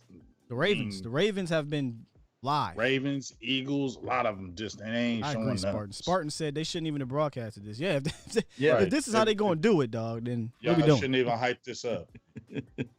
They might show us a little something, man. Yeah. Oh, they literally cut away from a handoff. Right. This is gonna be our first year going into the season blind, you know. Even as fans. Ray Charles vision. Bot said he don't think it's COVID. He think it's McCarthy. Yeah, that's part of it for sure. But if you read around the league, the COVID ramifications have allowed them to be more secretive. Like they've allowed them to be more secretive. They're not allowing all types of news outlets in. No fans, obviously, so you don't get the fan footage. You don't get the widescreen stuff. Like it's just they're taking advantage of it. They said they wild over here on the stream though on the Cowboys.com website. They said just go to Bill Belichick YouTube page. He got the game there. he got all of the plays. Oh man, they cut away the players' interview. This is dope though. This is straight up dope though. How is this dope? Everybody's sitting there saying, "Can we watch the game?" I'm Can you tell? No. They're all saying, "Turn the game on. Turn the game on." Tell me how the hell this is dope, fam. This is some Illuminati hoodwink type of stuff. You know what I mean? Hey, we got this going on right now. Everybody tune in to the scrimmage. Oh, by the way, we're just going to show the interview. We ain't showing shit. Yeah.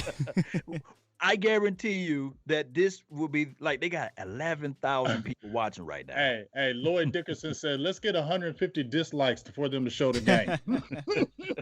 Don't dislike it on our pages. Y'all go to the Cowboys website. Oh my God, this is hilarious. Listen to all these comments on this Dallas Cowboys page. They are going nutty on there. This is unbelievable. That's hilarious. At the very least, JG's regime gave us, they zoomed in and zoomed out at the end of the play. Can we see something?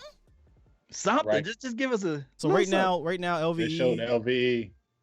Back pedal and stride, left, right. Wow, yeah. He just showed him backpedaling. I'm gonna cuss Dave Hellman out. I'm cussing Dave Hellman out. He knew this was about to happen. Yeah, all right, so let's see what. But he did say it on Twitter again, but he didn't say this. Like this secretive, like. I'm gonna hit up Kyle and be like, hey, Kyle Yeomans, listen, bro. Why didn't you give us the scoop? Why didn't you tell y'all was gonna do this? Why didn't you tell us this was just gonna be a zoomed in version? Like, at least give me the formation. Show the whole field. It looks like Antoine Woods is out there right now with LVE. They're just showing LVE again. Is that a touchdown? What the hell is that? What was that drop? What the hell is that? What's that? Looks like a caught a touchdown. Somebody caught a touchdown. No, this is the most secretive shit I ever seen in my life with the Cowboys, man. Yeah, they don't not even showing the whole field because somebody just caught a touchdown. You talking about giving somebody blue? I ain't gonna say it. I forgot. Yeah, KFT said we all got clickbait. Hey, what was that dude back in the day? Was it Rick Roll for the YouTube? You click on the video and he's never gonna give it up. However the song is. Y'all ever seen? Have you ever been Rick Rolled? Yeah. So apparently CeeDee Lamb scored that touchdown that we can only see his elbow in the screen. CeeDee Lamb with the elbow touchdown, y'all. I'm sorry. I don't mean to be a bummer, but I'm pissed right now. This is good. Oh my goodness. They can at least show us without showing the release. You can at least show the whole field. If you're not doing any numbers, then show the whole field. Right. That only makes sense. Because trust me, week 1, the Rams ain't gonna be able to pick up to see what is going on.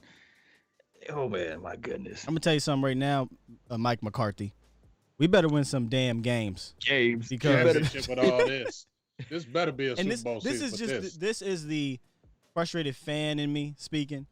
But the being logical and being reasoning here, I get it. It's the right thing to do. I get it. Like you don't want to show your hand. So I ain't mad at you from that. But just from a selfish fan standpoint, I wanted to see something. Now we know what people feel like when they get catfish. Like, Yeah, we got come on, catfish, girl. fam. We thought we was about to see this, bomb, whatever, and then boom, we get SpongeBob. You said, "What the hell is this? What is going on, Cowboy Nation? Come on, let's show us a little bit.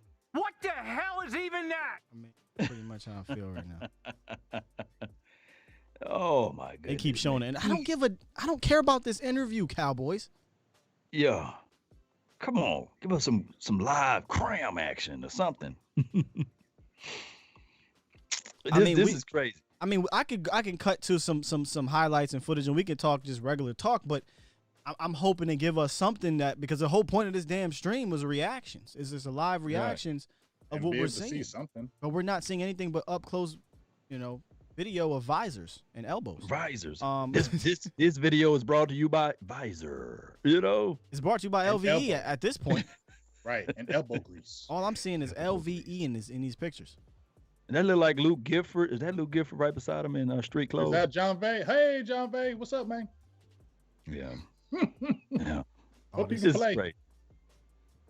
Well, if they gonna do this, why in the hell do you not have the jersey numbers on? You can might as well keep the jersey numbers on.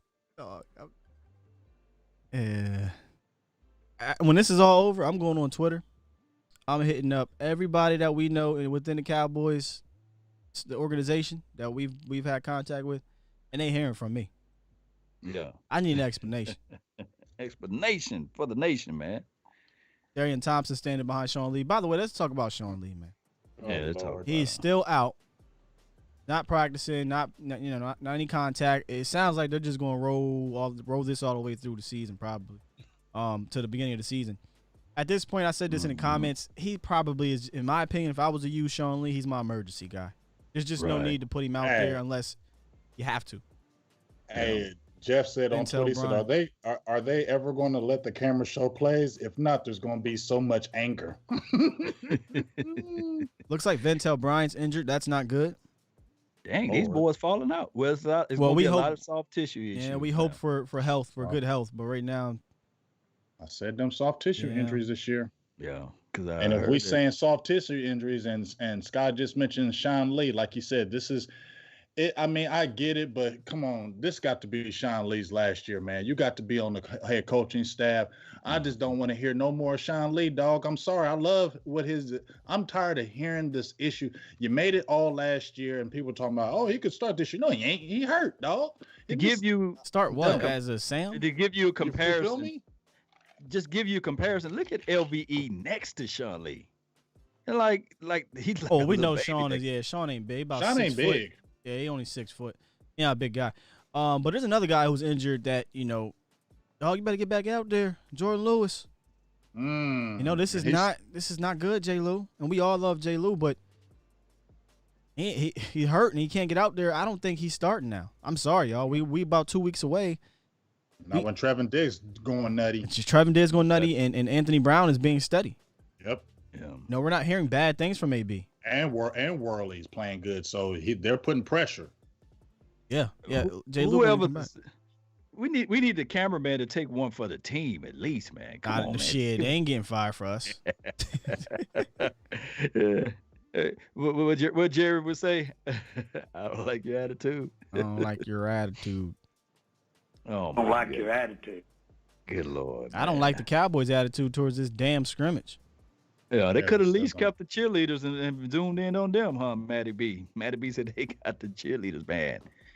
Oh, my goodness. Yeah, I'm excited for LVE, though, y'all, man. I think this could be a 2018 LVE, but better if he's healthy. Yeah. He's at middle linebacker where I think that's his spot. He looks slimmer, faster, stronger. He just looks good, man. I'm excited for LVE. We'll find out what LVE. It's the LVE show. Look at this. They're showing LVE again. Man, they just got the camera fixated on him, so the whole entire time. Shout out to Aaron Stanley with the $4.99 donation on one of the channels. He said, how are you going to advertise you're going to show the scrimmage and then not show the scrimmage? Yeah, man. Yeah. That's where we at. Yeah. Cowboy Joe said Dallas Cowboys even fans a discount code for merch after this Korean scrimmage coverage. Hey dog, you know they about to get crushed on Twitter. They're getting canceled. This is the cancel culture. They getting canceled.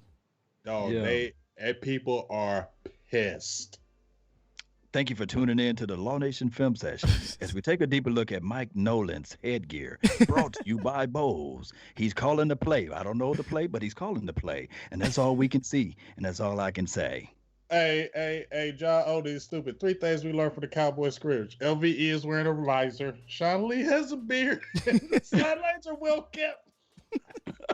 Facts. Somebody need to tweet that out live. Somebody do it John live. Onings did. Yes. Oh, my goodness, man. Shout out to you, John Onings. Derek Evans said, I'm hella pissed, but so entertained. Thank you, guys.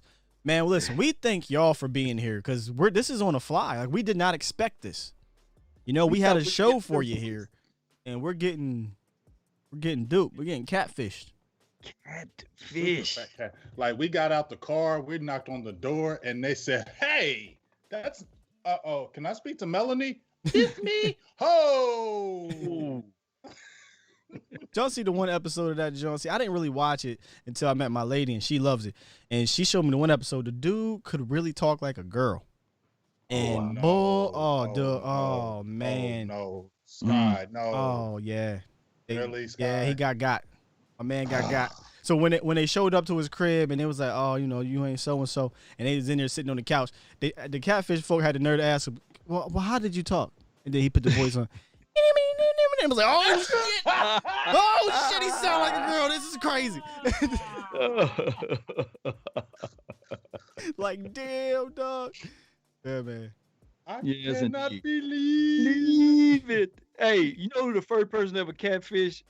It had to be Chris Tucker on Friday. You know, when he was saying, Janet Jackson, you look like Freddie Jackson. Remember that? He was catfish. Ever come around here no more. Well, they're showing Tony Pollard now. Now it's the Tony Pollard show, so we got that. Tony Pollard brought to you by the headscarf. What he got on his head? Michael Gallup got the fresh box. Mike got an edge. Michael Gallup looked like he on New Jack City. Don't he? That's Black Wesley Snipes. Look like Wesley Snipes. But see that fit him so hard, but that fit him so perfectly, bro. Because Michael Gallup play like a gangster. Do he got the earring? He got the earring. He got the dangle. I like dark skin with the box. You know, you got to go with the box. So I'm saying Tony Pollard, pretty boy. See, I'm tired of you. See, first of all, you're going to leave these damn light skins alone, fam. I got light skins. I got light brights. It's okay. I'm sorry. Hey, Boo Thing, get him. Get him. Get him. I see a Devin Smith signing down at the bottom. Amari got big. Amari's chops. Cut that shit on the side of your face, though. There goes Sid. Sid, that's our guy, man. You get Sid back on here. Yeah. Skip Pete. They showing Skip Pete. Make sure, man. You must be let me see. Skip killing me. Skip Pete got that damn mask on. Skip, ain't nobody around you. Take the damn mask off. Come on, Skip. Pull the mask down and call the play. Skip. Skip. Yeah, he just whispered, man. I hear them talking about me. Better shut the hell up. Look at Tom Sula, the mob boss. Who has an easier job this year, Skip Pete or I always forget that the wide receiver coach's name. I forget his name. He came from Cleveland. Adam Henry. Adam Henry. Who got an easier job, Adam Henry or Skip Pete? Skip. He got the I think Skip got it easy too. I mean, I'm not saying see the hole, hit the hole. You know what I mean? I think, Boo Thing, whatever. She wanted always jump on your team about the high yellows. That's because she got some light skins over there. Yeah, she got light skins. So yeah, she jumping in the fray like, I got you, Sky. I think TP. That ain't true. I think TP could have a when I say special, y'all, I don't want y'all to think like I'm talking about you know, he about to do some crazy stuff, but I think he could have a special year in a reserve role. I want to say kind of like I think he'll have a better Joseph Randle year. Now y'all remember in 2014 when what's his name Murray, DeMarco Murray had an amazing year, but forgotten in that season was Joe Randle had like 500 yards or 600. Yeah, he played well. He had some big plays. He was breaking some long gains. He was a very good complimentary back to DeMarco Murray. I think Tony Pollard could have an even better year than that. I don't know if yardage-wise it'll get crazy because we have so many mouths to feed, but I just think TP is so good, man, and you're going to have Zeke just eating away at the defense, and then when he comes on that field, you still have to play. Yeah. Fire and ice. Aaron Stanley, shout out to the $5 donation. I'm not sure where he said, "This is over 2 hours of my life I will never get back." Come week one, they're just going to show the coaches on the sideline calling plays. They zoomed in on Dak, just ear talking to Ezekiel, I believe. That's just all this is. I'm about to. We might have to. We might open hold on. If you stare into Ezekiel Elliott's mask, you can see some of the plays. Let's look into it. Deeper dive. Then they flipped it from there. They went to Mike Irvin. I cannot make this up. Or they heard you. They heard me. I talked too loud. In your eyes. We might open the lines up sooner than later, man. Yeah, this is total pandemonium, you know. Please just show it. Oh, yeah, let's talk about our rivals real quick. Wentz got hurt. Oh, wow. We got an update on the Wentz injury, soft tissue. Soft tissue is never a good thing, first of all. So, but leave it to Eagle fans. Yeah, we're all right. It was definitely over in our chats though when McCoy went down. Sure was. It did. Rager got hurt too, didn't he? Yeah. The first shoulder injury for Rager. He's going to get an MRI. Yeah. And for all of the Eagles fans, this is not us laughing and parading, but I want you guys at your best. But let's be real about it. You know, I've seen what they said about McCoy. I don't forget. Yeah, everybody is coming at them right now. A judge got their defensive backs with tennis balls taped to their heads. So, you know. Over there in New York, the Giants. Oh, that was the Giants. Yeah, that was the Giants. They get right over there. They got tennis balls taped to their heads. John Oney said, "Y'all see Dak take that snap from center? Wild." That's all they showed. Hey, we got some Everson Griffin. We at least he looked big. Oh man, shout out to my other OG man, B Bird in the building with the $5 donation. He said, "What up, Sky? Just got a new home, so I've been busy, but I'll be talking to you soon." Man, appreciate that, Big Bird. I haven't seen you around in a while, man. So it's good to hear from you. Congratulations on your new home, man. That's awesome, man. Congratulations and thank you for the donation. And look forward to seeing you, man, during the season here on our channels. We're definitely gonna be bringing it. Y'all know it. This is silly though, man. God dog, man. But appreciate you, Bird, man. Really appreciate you. Yeah, he's good. His calls are always very detailed and informative calls, and he's an OG, so he gives you some of that perspective from the 80s and what have you that I haven't seen, but I do know my history. But I got to use the restroom. It ain't like I'm missing something. You gonna miss the advisor, man. You gonna miss. Coaches got advisors now, And it's crazy. And then they actually tease us, Scott. That's bullcrap. Coming up soon. What? Everson, What's Everson coming up Griffin, soon? Interview. I'm saying, like, we don't care about that. Unbelievable, man. Since they go on a commercial, let me go on a damn commercial. Make sure y'all go follow my guy Sosa, aka the Cowboys Network, on all platforms, man. Twitter, Instagram, Facebook. He's not on YouTube, but he's on the others. He provides all types of great updates and not analysis, but news and updates on what's going on with Dallas in a great visual way. And he's a huge part of the show. He literally is part of the late night hype, guys. I want y'all to know that. Bringing in the great guests that we've had, Darren Woodson, which look out for that Throwback Thursday here soon for all the new people that have joined the show. Make sure I go follow my guy, man. All right. No doubt, man. No doubt at all. That's our commercial. We don't get paid commercials, so we gonna shout out our guys. Yes, indeed, man. And man. Well, I got downs, man. I gotta go now. Shoot. Y'all remember during the draft show? The vein. Go Boy said, "Good night, guys. Love you, but I'm disappointed." Listen, bro, we all disappointed too, but we appreciate you being here. Appreciate you. The boys. Yes. Sorry that we couldn't provide you what we thought we were going to get. But this is everybody. Everybody's caught off guard here. Even people covering the Cowboys down in Dallas, they are caught off guard. We're caught off guard. All content creators that are streaming live right now, I guarantee you are likely caught off guard. But y'all know us. This is the late night hype, man. We can kick it. We can just talk football. We can talk with y'all. So it's no big deal. We'll get through it. But this kind of sucks in the sense of we just can't see anything going on. Yeah, because, I'm just going back to Twitter. Kavanaugh just said, I was can't looking at believe Twitter. they let this be broadcast. This is the silliest sports-related item I've ever seen on television. It's the truth, man. It's like, why would you even show this? Why would y'all even hype this for all the fans who've been waiting since we have not seen anything, Sky? We have not seen anything. And like you said, I get it from the coaching perspective, but don't hype this on the Dallas Cowboy net like we're going to see something and y'all do this. I mean, that's disappointing. Yeah, it's frustrating. Flat out, there's no other way to really debate it. Say it's frustrating. Dave Hellman said, back of the depth chart guys have been working on these last few possessions. I do believe I just saw Bradley and Nye get a sack. Honestly, I have no idea if he sacked Ben DiNucci or Clay Thorson. That's the problem. People down there can't even tell because there's no numbers. And, Dak's the only black quarterback, so he's easy to tell.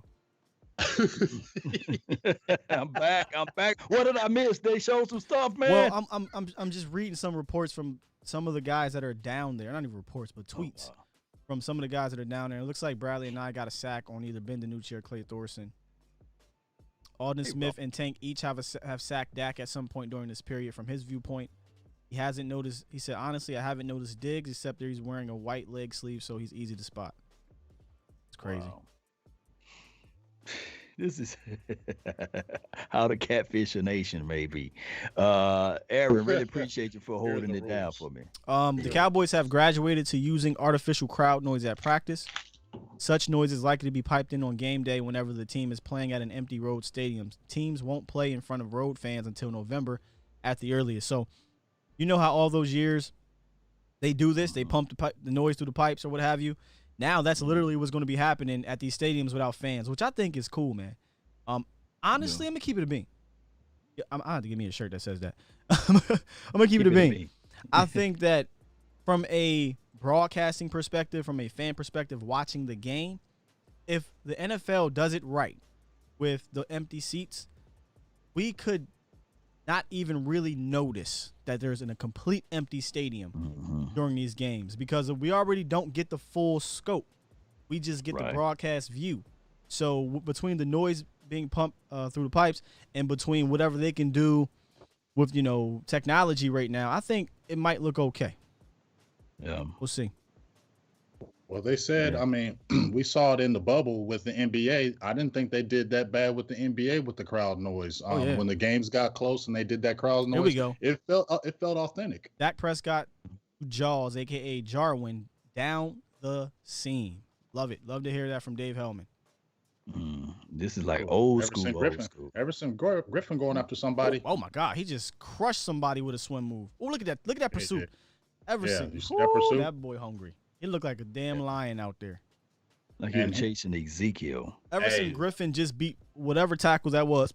Killed him with that swim move. With a swim move. Hey, remember the word of the day for the Cowboys: relentless. Relentless. Relentless. That's the word. Relentless. Who the hell is Potty Bad Kari? I think he's going against. I think he was going against Tyron on that move too. I hope. Well, I mean, they cut away from it. He just did a good ass move. Jesus. They teasing us, man. It's crazy. They literally. Look at Michael Irvin. He mad. Look at him.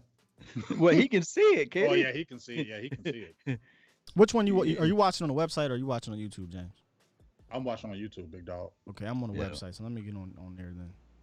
Because I'm a little bit. Couple seconds. You're a little behind. Yeah, that YouTube is super accurate. Jalen Smith right now going in there. He gets blocked. He's doing good pursuit. We don't know what happened, but it looked like some good pursuit right there from the guy in the blue shirt against the guy in the white shirt. I mean, I never seen anybody this scared to show film. That's what I'm saying. This is crazy. That much. Yeah. I just never knew that, you can actually. Somebody said could actually show not just the release, but just show the tip end of the play. They talked about it in that chat. They said, "What's the score?" Hey, Facebook. Do we got? Is there such thing as Facebook mods? I'm not sure. But you might want to hop over there on Facebook, man. You got a spammer. Gotta get that spammer. Nah, seriously, fam. You got a bad spammer in there. Yeah, because he's been in my feed too. So you got to ban him because he's been going all through our feeds, spamming all kind of. No, he's not on YouTube. He's on the Facebook. No, that's what I'm saying. He's on Facebook. I've had to block him. I've had to block. few of his spams. I'm sliding right over there now. Get Finna kick him out of the club. Yeah, you got to block him because he goes nuts. He goes all through the pages. You got to block him and ban him. Block him and ban him. Yeah, because he's been on my stuff all week, and I had to ban him. Yeah, what's his name? M. Kari? Meg Wing. I got a potty bag, Kari. Oh yeah.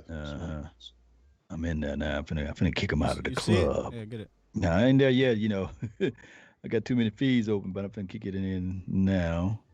So can Jalen wear the blue visor? Can he? I don't think they can wear any of that during the season. False advertisement, Dad. Really? This his name? Potty? Yeah, they weird him. Names, dog. That's him. Get him out. 5, 4, 3. So they look like they're practicing red zone right now. Jalen I don't know if it was a blitz or he read, but he just got through the trash. Better than not seeing him get through the trash last year. I'm just playing. But yeah, that's where we're at right now. They're in the red zone. Red zone drills going on. Yeah, that was quick. Well, now they're shooting back to Michael Irvin, Nate Newton, Bill Jones. Yeah. Just like when you want to get a little bit of action, they take it. So it's like they show it just to tease, and then when the play goes, gone. This is crazy. They've been exiled from the Facebook page, man. So they done. Somebody. Shout out to my dog Terrence and Gambino over there, man. I really appreciate you guys. Oh my gosh, get this guy out of here, fam. Potty bad. He did it again. He banned him, or did you just block him? I banned him. It might take a little second for Facebook to catch up. You know how Facebook is. Somebody said only one more like to 400 dislikes on the Cowboys. Come on, Dallas, man. They already be laughing at us. Now we getting laughed at from the damn scrimmage. They're showing the new additions right now. New additions: HaHa Clinton Diggs, Andy Dalton, Cam Irvin, Dontari Poe, Alden Smith, Darian Thompson, Greg Zuerlein, and Everson Griffin. Greg Zuerlein, y'all. Let's talk about Greg Zuerlein. He hasn't missed. He is looking great. And people said have been not clowning, but they were like, "Oh, we should have kept it." I was like, "Yo, just go look at Greg Zuerlein's history, dog. He's been a pretty freaking good kicker throughout his career, but he was hurt last year.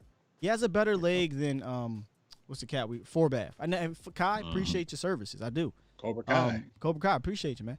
But they call him Greg the Leg, but I remember him in St. Louis as Legatron.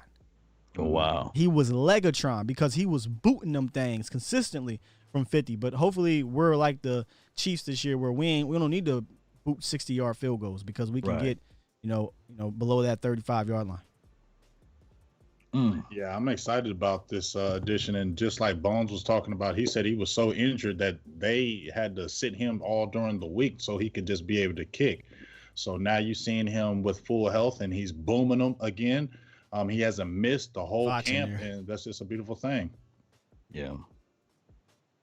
Yeah, I'm hype about Greg, man. I think he listen, Bones and Greg Zuerlein, I think, are two low-key additions to this team that could provide help with wins. Yeah. They can help with wins. I don't believe that, no offense to whatever Keith O'Quinn and the other cat were helping with wins. Right. We've seen miss field goals to help us lose. Man, Poe is a big boy. Man, we needed that fat boy. I love seeing Poe in there. I mean, just seeing Poe. Don't look like time. It looked like Jim Tom Sula done went out and wrestled somebody. He looked crazy right now. They love him too. You can tell. I just feel like they love him. Not saying they didn't love Marinelli, but I just feel like Tom Sula is just giving a different feel. You see over there talking to Poe. He's talking to Poe. I feel like he just gives a different feel to this defense, a breath of fresh air, man. Is that my boy Diggs? That's little like Adrian Lamb. Is that CeeDee? Oh, that's right, because he's in the white. I forgot. They look glance that they just show us a quick snippet of him walking. Somebody in the Cowboys feed said, Matty B said, the late night hype and Vosh Lombardi going to chop up these visors and foreheads and make it lit. What's funny, y'all?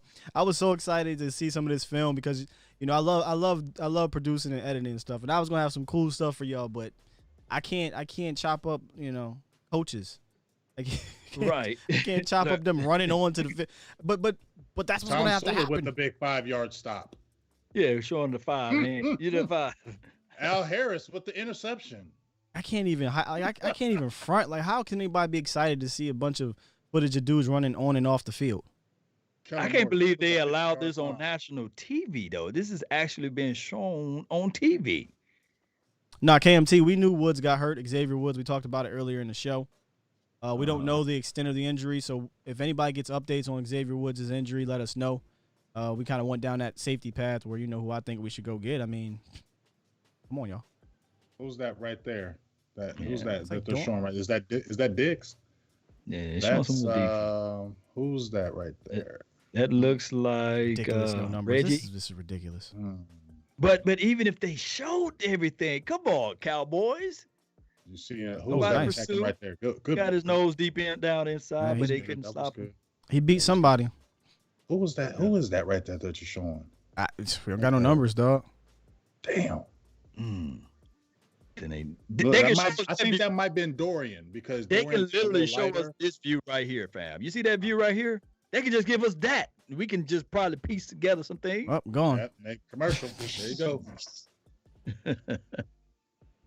Kyle Human.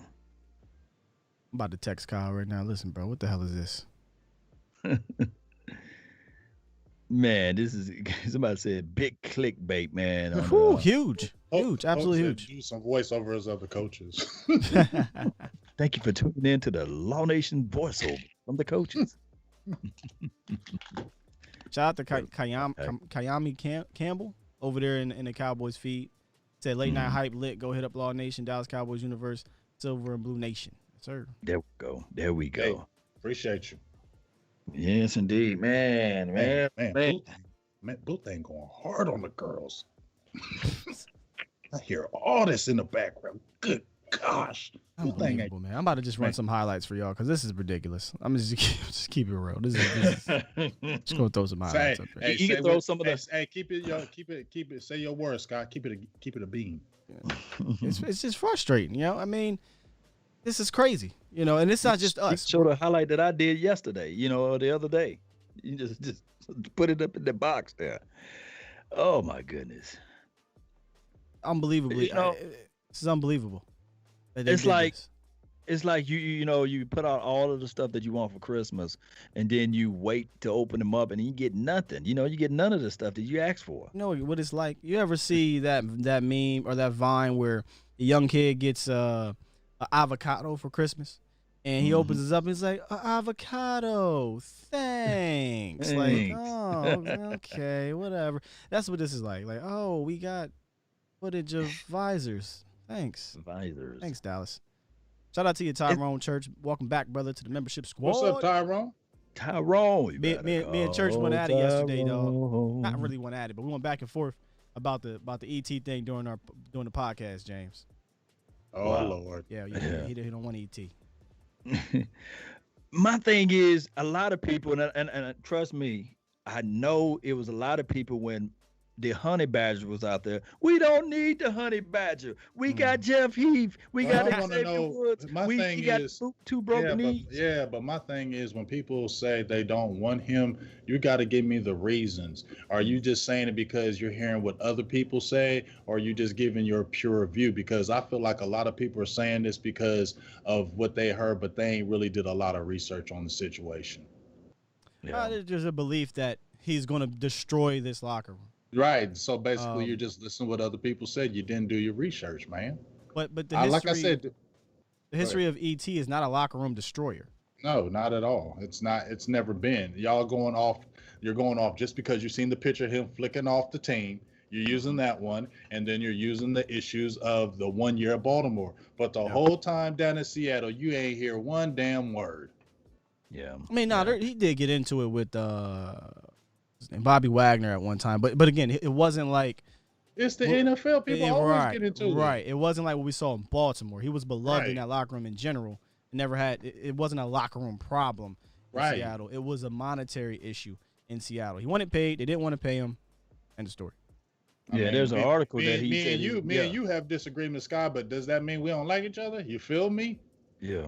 Right. Y'all don't like each other, man. Y'all ready to fight. Go to I seen my guy, and then Vach had brought up a scenario sarcastically about, oh, well, we can go get AB. Well, since we just getting players or what have you. And I'm like, well, that's different, fam. We're set at wide receiver. We aren't close to set at safety. Not even close. And now with Xavier Woods going down, listen, y'all, screw ET. If you don't want ET, what the hell ever. We need depth. We need depth at the position. I'm not doing this because it's a name. He's a good player. If it was a player out there not named Earl Thomas, just as good as Earl Thomas, I'll be trying to champion for him too, because we need a player at that position that can be an upgrade or that can at least help, because safety is a concern. I don't care how optimistic you are. There's a lot of we're going to win Super Bowl and all that stuff. Listen, I'm not that type of fan. I'm not that Cowboy fan. Like, we're winning the Super Bowl every year. Like, that's not me. You know what I'm saying? I gotta see it. It's going to take time. But all I can do is tell you what I see going into the season. And what I see, and any logical Cowboy fan can tell you, is that safety is potentially our weakest position on the entire team. You can argue that and maybe tight end, but am I lying, as Law would say? You ain't lying. Oh, you but ain't lying. but my thing is, yes, the front four can be makeup. But at the end of the day, that's just makeup. Once that makeup come off, man, you wake up inside and be like, oh, Lord, what is this? So you don't want to have that moment week 5, week 6 of the season, and we getting our backs blown out by wide receivers catching the deep ball. You know what I'm saying? Up the middle of the seat. Pause. All of those type of situations. The back blown out. First he said wet and nasty. Wet and nasty, Yo, hey, yo, listen. Listen. No, Law. Backs are getting blown out. No. Listen, I'm starting. The back end of the defense getting blown out because Darian Thompson stepped too far inside. Listen, but go ahead. We're getting the rated R version of Law Nation, y'all. Oh my goodness! Come on, y'all. I gotta mess with you, man. I gotta mess with you a little bit on that. Using them sayings. Hey, Church said, "Paul, I said, I got you, Church. I got you, Tyrone. I got him. I hit him with it. Problematic." Hey, I kid you not. We have good chemistry. We had good chemistry with Jeff Heath and Xavier Woods. Let me know if I'm lying. Good chemistry. I'm pleading the fifth. I'm pleading the fifth. I'm pleading the fifth. I'm pleading the fifth, man. I didn't like that damn combination. I'm not a Jeff Heath fan. I'm just keep it being he's a good reserve. He's a good number 3. He listen. I will give him this. He played some of his better football last year. Mm-hmm. Like, he did bounce back, because his 2018 and 2017 was not that good. It wasn't. Yeah. He was one of the worst tackling safeties in all of football. Mm-hmm. In all of football. But last year, he actually was better tackling safety than a lot of them. He only missed, I think, 4 he was credited for. Yeah. They're going to have to figure out something, man. Maybe Logan Ryan or Ryan Logan, whatever his name is, people be like, yeah, what's his name? Maybe he can come in for a situation. I don't know. A cup of coffee. Cup of coffee. Yeah. Cup of coffee. Cup of decaf. Yeah, they're showing Jerry Jones. Jerry Jones, the way he be holding the microphone and talking when he got it. Hands and shaking, boy. That's what he's talking like right now. They said a 3-hour commercial. That's what this is all about. They coming at Dallas. Like, I'm looking in here. They are coming at Dallas for this bull crap. It's good to see Connor Williams out there. Connor Williams, yeah. Mm-hmm. Good to see him. And I gotta say this though, for those who says, and this is my dog, ET not having a job right now. Gotta tell you something. This is from Rue Glock. Well, newsflash. How long did it took for Everson Griffin? He didn't have a job for months. Right. For months. And when we signed him, they said, "Oh, damn, that's the steal of the century." Yeah. I think teams are doing their homework on ET. Yeah. I think, like, again, this is the week where people are doing these inter squad scrimmages, and they're doing these, I think, team scrimmages. If I'm not mistaken, there may be some teams actually scrimmaging each other. I could be wrong.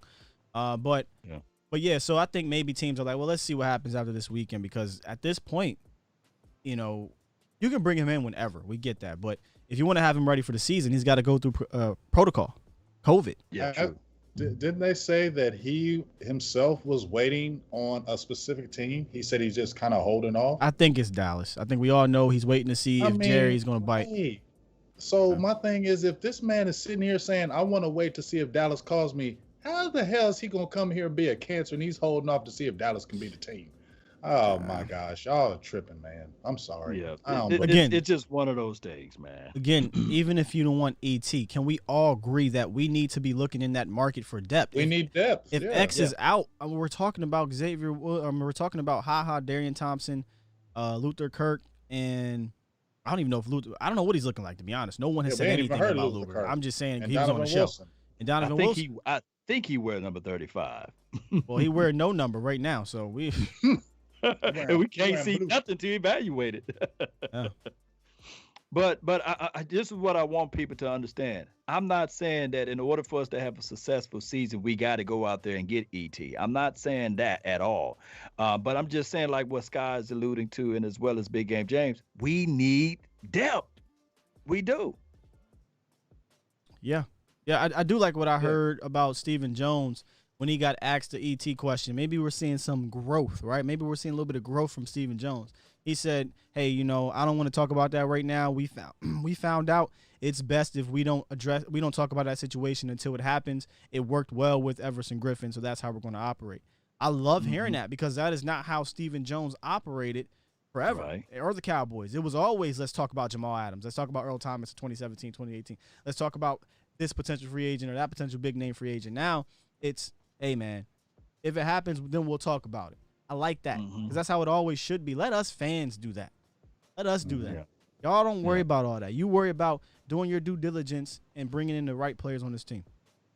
Yeah, yeah. And see, right now they saying on the main site that they just talking political. They only talking politics. So come on over here. Come on over here if you want to listen to football talk. We definitely ain't talking politics. Have some laughs. Have a good time.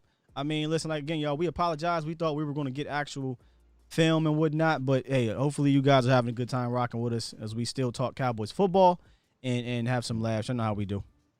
Yes, indeed. And just for a disclaimer too, Tyrone, he got into it with Tom Sula, right? So that was a real thing? Look, I mean, it was new. No, because Kyle said it wasn't nothing. But you know how it go. If he was released, they can say, hey, he did have a scruff with Tom. Hey, Tyrone, that's how stuff works. I'm calling you out, Tyrone Church. He just went over to the Cowboys little comment section and said, just sign Earl Thomas and I will forget about today. Are you serious? After you really? He went. Oh, Tyrone. All right, so you just gonna be over here and be fake with it, Tyrone, huh? Over here is call on Tyrone. Over here is Earl Thomas, but over there is, if y'all sign him, I will forget about today. I'm gonna keep it a bean. If they sign Earl Thomas, I will forget about today. We love you, Tyrone. We love you, dog. But damn, man, that's funny. Marvel. He came back over here. He said podcast normal. That's Wink. Is that Wink? Yeah. It's Wink. He said podcast normal. Yeah, Devin said, from what I read, our coach said he didn't want to show the game. Yeah, that we see. So when he said there's going to be no numbers, I knew it was going to be secretive. But damn, dog, I didn't think it was going to be lock and key. That's secretive, right? Dog, they can at least show the numbers if they're going to do it like this. That's all I'm saying. They can at least show us something. They must be talking to, if y'all can kind of confirm here, are they talking to Jerry live? So this is an interview from Jerry. This is happening as we speak. Right. Okay. This is like a live interview. I thought this was Jerry previously talking. So he's actually so what is it? Is it politics that they talking about? It's politics. It's from the judging by the comments, man. It's politics and other expectations of the team and stuff like that. But I don't need to know what Jerry Jones got to know. You know what I'm saying? Don't nobody want to hear what he got to say with that. All right, we're gonna need our guys in here to kind of confirm something about Dak Prescott. What? Something. What's wrong with Dak? Yeah. So he bit his tongue chewing gum? Because that's all I'm seeing him on the sidelines doing. Where? I didn't see him on the sideline yet, but somebody said something happened. So I need our guys, my guys, the fans, go do some digging here. Let me go on here and do some digging because. What happened? Because I just saw him on the sidelines talking normal. Jack, he's probably be some trolls over there. There's a trolls over there, but I gotta, you know, I don't trust. You're talking about he blew his knee out or something like that. I think somebody might be playing. Yeah, trolls. You can't trust the trolls. You got to trust your reliable sources like the Fishers or Slater. You did not just say him first. I'm not going with Fisher. I'm talking about live the people that's dead. No offense to Fish. If they tweet it out, you know. Not listening to Fish. Like no offense to Fish, but not hating. But I'll go to Dave Hellman's page. That's where I'm at now. I'm on there.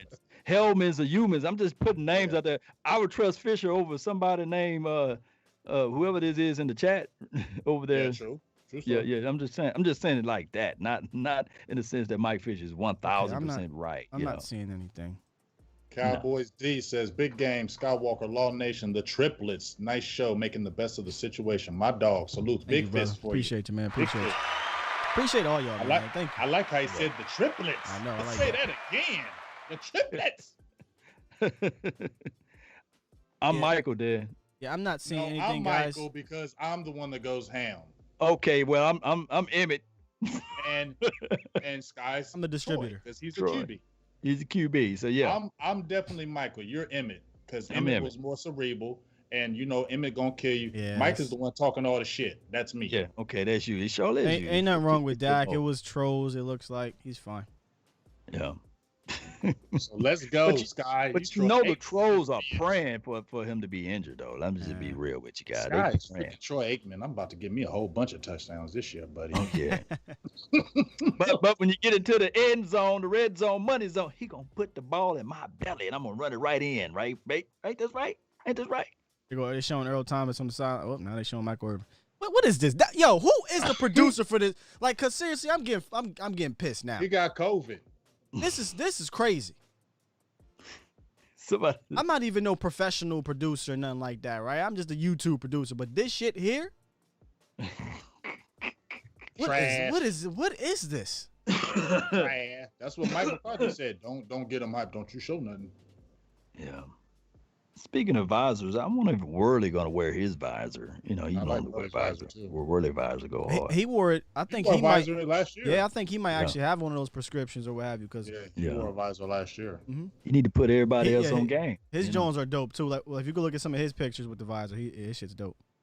I like Cedric Wilson with that number 11. I just love him with number 11. Deshaun said, "Law Sky, y'all made me get off Madden for this. I was on winning streak too." My bad. I don't know if that's a good thing or bad thing. My bad, dog. We ain't listen. That's why you got to hit save. Yeah, listen. We got duped. He got hoodwinked, bamboozled. You gotta put save on that while you're playing.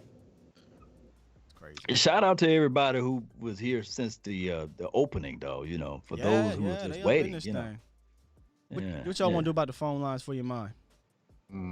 I don't know because I don't know what people really gonna talk about though, for real. Right, like the advisory, you know. I mean, you feel me, y'all? I mean, listen, you know they always got something to talk about. We always talk about something, but I was just asking, what debate on? Michael Irvin saying, Mike said, throw me the damn ball, forget all.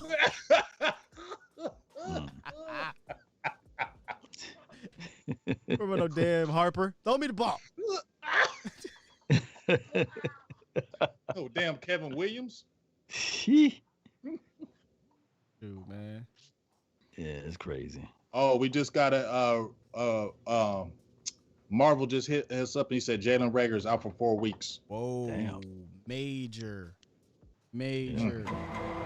Well, Eagle fans, that's what happens when you talk shit. Yeah. Well, Philly, I'm coming. But I ain't saying nothing. I'm let me shut up because we still got another, I don't know, half hour. I don't know how long this is going to go. This big ass scrimmage. My goodness. I feel you. I'm gonna be quiet. Psych. Somebody said we almost got to play. I'm coming, Philly Notion. I'm coming, Philly Notion. This is crazy though. This is just flat out crazy. At this point, dog, can you virtually pass that? Can you virtually pass that? Because you're going to have to be Troy Aikman with that thing. You're going to have to be Troy Aikman. They do flea flicker with. Let me do a flea flicker with that thing. One time. I got you. Hand it off the Law. Right, Law gonna toss it back to me, and I'm airing it out back to you. Pass it. Oh man, I tell you one thing about this show, which is why I love us, man. I love the universe out there. We gonna have a good time no matter what. We gonna have a good time no matter what, man. I don't even know what they saying on the Cowboys shows and what have you. So shout out to them, but I can guarantee you they ain't having fun like us. Hey, no way. They're robotic right now. They're talking about shit they don't even want to talk about. Right. Trying to make up some stuff, man. They're trying to make this up as they go. Yeah. That's what we doing. We doing it better. We doing it. We got hoodwinked, fam. We got hoodwinked. Like this is it's crazy. It's crazy. Mm-hmm. This is flat out crazy. It's like purchasing the car. Okay, look like coming up tight ends. What does that even mean? What does coming up tight ends even mean? What you gonna show them standing on the sideline? Like this is crazy. They're gonna show their stats from last year. That's just crazy. That's all they did on the other situation. Stats from last year. It's Jarwin season. It is. Wink. Wink. It's Jarwin season. Showing somebody under. This is like the red rifle. All right, they closed. You behind. You behind. Oh, a lot. They done showed that about 2 minutes ago. And then they put off the commercial. Oh my god. That's what I'm saying. When they brought up coming up tight ends. Oh, so that's what you were saying. Yeah, like I literally got the feed open over here, and I just thought that I could just drop that down right quick. And you know what's funny? So I see what they doing now. We was about to do the members. Hey guys, y'all can see what we're seeing. Man, ain't shit to see. He ain't lying. I wish we had Whataburger out here in Ohio because I'm tired of seeing that damn thing. I'll smash some Whataburger right now. Keep showing. Stop. That Whataburger, good man. So with Rager, that's interesting. Rager's out 4 weeks. Is this ain't talking Philly, but is Alshon Jeffrey healthy? Yeah, I think he's healthy now. They're saying what Xavier about the Woods other kid? The number that drops the ball all the time. The guy that blazed up Slay. What was his name? Jackson. Jackson. Oh, what was he? Jackson be good for about 2 weeks. They got Whiteside too. That rookie. You know what's wrong with Jackson? He's so tiny. He get hit and he be like, "Damn, let me just go ahead and sit down somewhere." You know. He's the Sean Lee of wide receivers. Yeah, it's just a crazy situation with him. And Carson Wentz, I think what happened like 3 weeks ago, Carson Wentz came out and said that Jaden Reagor is equivalent to a Julio Jones explosiveness. What the? Who said what? He said explosiveness. Maybe he's just as fast. I don't freaking know, but don't come on, man. But you can't use that as a comparison, though. You know. I mean, they're there though. He did. Yeah. Smack yourself. But I still didn't see Julio. Y'all let me know in the chat. He's 5 foot nothing. He ain't Julio, but whatever. I ain't gonna do that. But update. Xavier Woods is fine. We're hearing he's fine. He's back. He's just walking around, smiling, having a good time. So that's a relief. Shout out 43 flex for that. Still say go get X, but whatever. Be fine. You can't possibly, as fans, we can't gain anything from this to say who's playing, who's doing well, who's not doing well. So it's impossible to. I'm gonna keep it real, content creators. If I see y'all tomorrow talking about some top 5 best performances from the blue-white scrimmage, you're lying. You fake. I'm coming on there calling you out. Yeah, we got all the goods. Because you can't possibly see who did what. Yeah. But you think Mel what Hayes they're gonna says Helmish said we should be happy to have something to watch. Stop.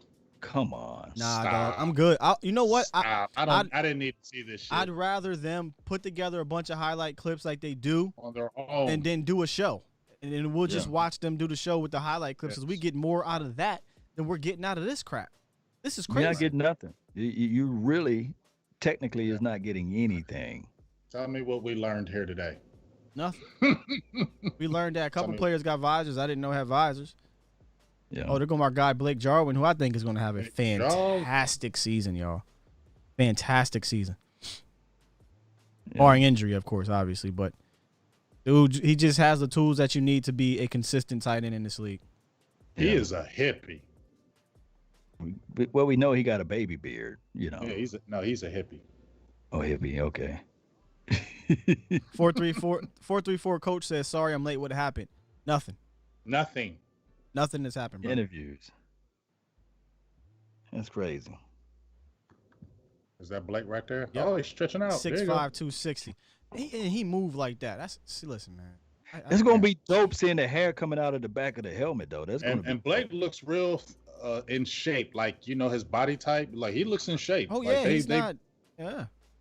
It's going to be cool to see him, though. Teams are going to have think about this, though, y'all. We have a different strength and conditioning coach, too. Mike, Paul, whatever his last name. Paul something. Teams are going to have a difficult time, in my opinion, dealing with Blake Jarwin all season. And I'm not saying Blake is going to average 6 catches for 80 yards and a touchdown a game. It's just that I think when push comes to shove and we need to play up the middle, or teams are having success guarding our wide receivers, Blake could eat him. He could eat him right up the middle. Yeah, he will. And vertical seam route, deep post, all of those. I want to see how he's done if he's progressed underneath, though. That's where he had to get better at, underneath, on those short intermediate routes. Well, when the linebacker his body and box him off like sit, Yeah. You think those linebackers going to sit on some of those routes? No. How would you play Jarwin, Sky, and James? You got to play him straight up. With a linebacker, or are you going to bring it to safety down on top? It all depends on the design of the defensive play at the time. Right. I mean, you're blitzing the safety, you're blitzing your linebacker, what have you. For the most part, you're going to have a linebacker on them or a safety, so we can just speak there. You're likely not putting too many corners on them with this. I mean, you got to use your corners for the wide receivers. But either way, it's a mismatch problem on most linebackers and safeties. He's too big for a safety, and he's probably too fast for a linebacker. Yeah, there's so only it's a great mismatch. You got Shaq Thompsons, you got Deion Joneses, those guys who run 4.4s, right? But it ain't too many that's gonna be able to keep up with Blake out there. I'm not saying he's a burner. I'm just saying on the field, he's quick. Yeah, he is. And he got some wide receiver hips, man. He's way at the top is right. He's so quick. When you watch Jarwin, look how quick. I just keep going back to this. When you catch him, watch how quick he gets up on the defenders. That's literally. Oh, okay. I was gonna say he's quick after the catch. So I think Jarwin has the quickest hands on the team right now. You're probably, what does that even mean? He catches there's no fighting the ball. It's catch and go, boom, right up the field. And I haven't seen him drop a pass like that. When we've seen Amari, we've seen Gallup, and we've seen Cobb all drop those kind of passes where they're trying to get upfield too fast and they drop the ball. Jarwin just he snags it and he gets up so fast, man. It's crazy. It's crazy. I think he only had one drop this year. Yeah, and it was against the Jets, I think. Yeah, I think he only had one drop this season. Man, I'm excited for him. So what do y'all want to see out of Schultz then? I'm liking what I'm hearing. Make him the H-back. I'm liking what I'm hearing and seeing from Schultz in practice. They're saying as a receiver, he's progressing. He's progressing. He's looking pretty solid.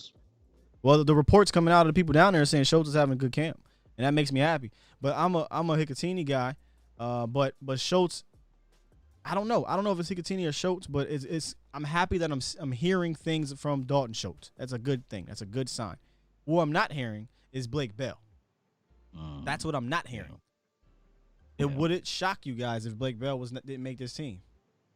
No. It would shock me because they made a big fuss. Yeah. Yeah, but that 1-year deals ain't crazy. But we all knew Blake Bell was never a receiving tight end, and even Kyle Humans, when he came on the channel, he said he's what he is. He's a blocker. That's what he is. That's it. But for special and we need that. We need that though. We need that blocking. So it's gonna come down to Blake and Hicatini. I'm not Blake, but Dalton Schultz. Well, didn't they say they were using Schultz as some H-back? Even more of a reason to keep him if he has that flexibility. I think we just go with those three as tight ends And if you That like any sounds of those young guys, put them on a play. And hope Picatinny doesn't get scoop. Shout out to you, Paul Johnson. Thank you for the $10 donation. He says, this is the most ridiculous Cowboys broadcast I have ever seen. Much love to you, brothers. Y'all brothers make it fun. God bless. Thank you, sir. Appreciate you. Appreciate you. Appreciate it. Yeah, I'm right there with you, man. I it's bull crap that they did that, but we're gonna break it down for you. We're gonna keep it going as best we can. The best way we can. We might have to. My Mavs got eliminated. That's all right. Yeah, we fought the good fight, Mavs. Not good a shocker. job. What? No. And see, I can't wait to get this bum, Fred. You're a bum. Oh, you're talking about the Mavericks, and you're a Cavs fan. Shut up. They still have those guys out there? David. Exactly. David G said trade for Howard or Njoku. We talked about Njoku before on one of my shows. And Howard, I don't think that's happening, fam. Howard is going to be a weapon for Tom Brady. Oh, my goodness. I don't think they're getting rid of no damn Howard. And they ain't giving up no draft picks this late. No. It would be nice to bring in an extra tight end that like an Njoku or Howard, but for nothing. But I'm not giving up precious assets for him because I don't want to see a bunch of 12 personnel. Not with this set of wide receivers. No need for it. No need to see a bunch of 2 tight end sets. Here and there is fine, yes. But this team should be right up there with the Rams when it comes to 11 personnel. The Rams usually run 11 personnel. More than anybody. Yeah, it's crazy. Yeah. Hey, guys, we got Alden Smith, a.k.a. David Irvin looking dude on the screen. That's all I can tell you. He's on the screen. Yeah, he's on the screen. So let's throw out a number. How many sacks is Alden Smith getting this year? You heard Baron Tucker. You beat Tucker. B-Tuck said. Yeah, B-Tuck said he's getting over 10. B-Tuck said he's getting double digits. His name is Floyd. Remember? Hey, his alter ego. His nickname Floyd. So.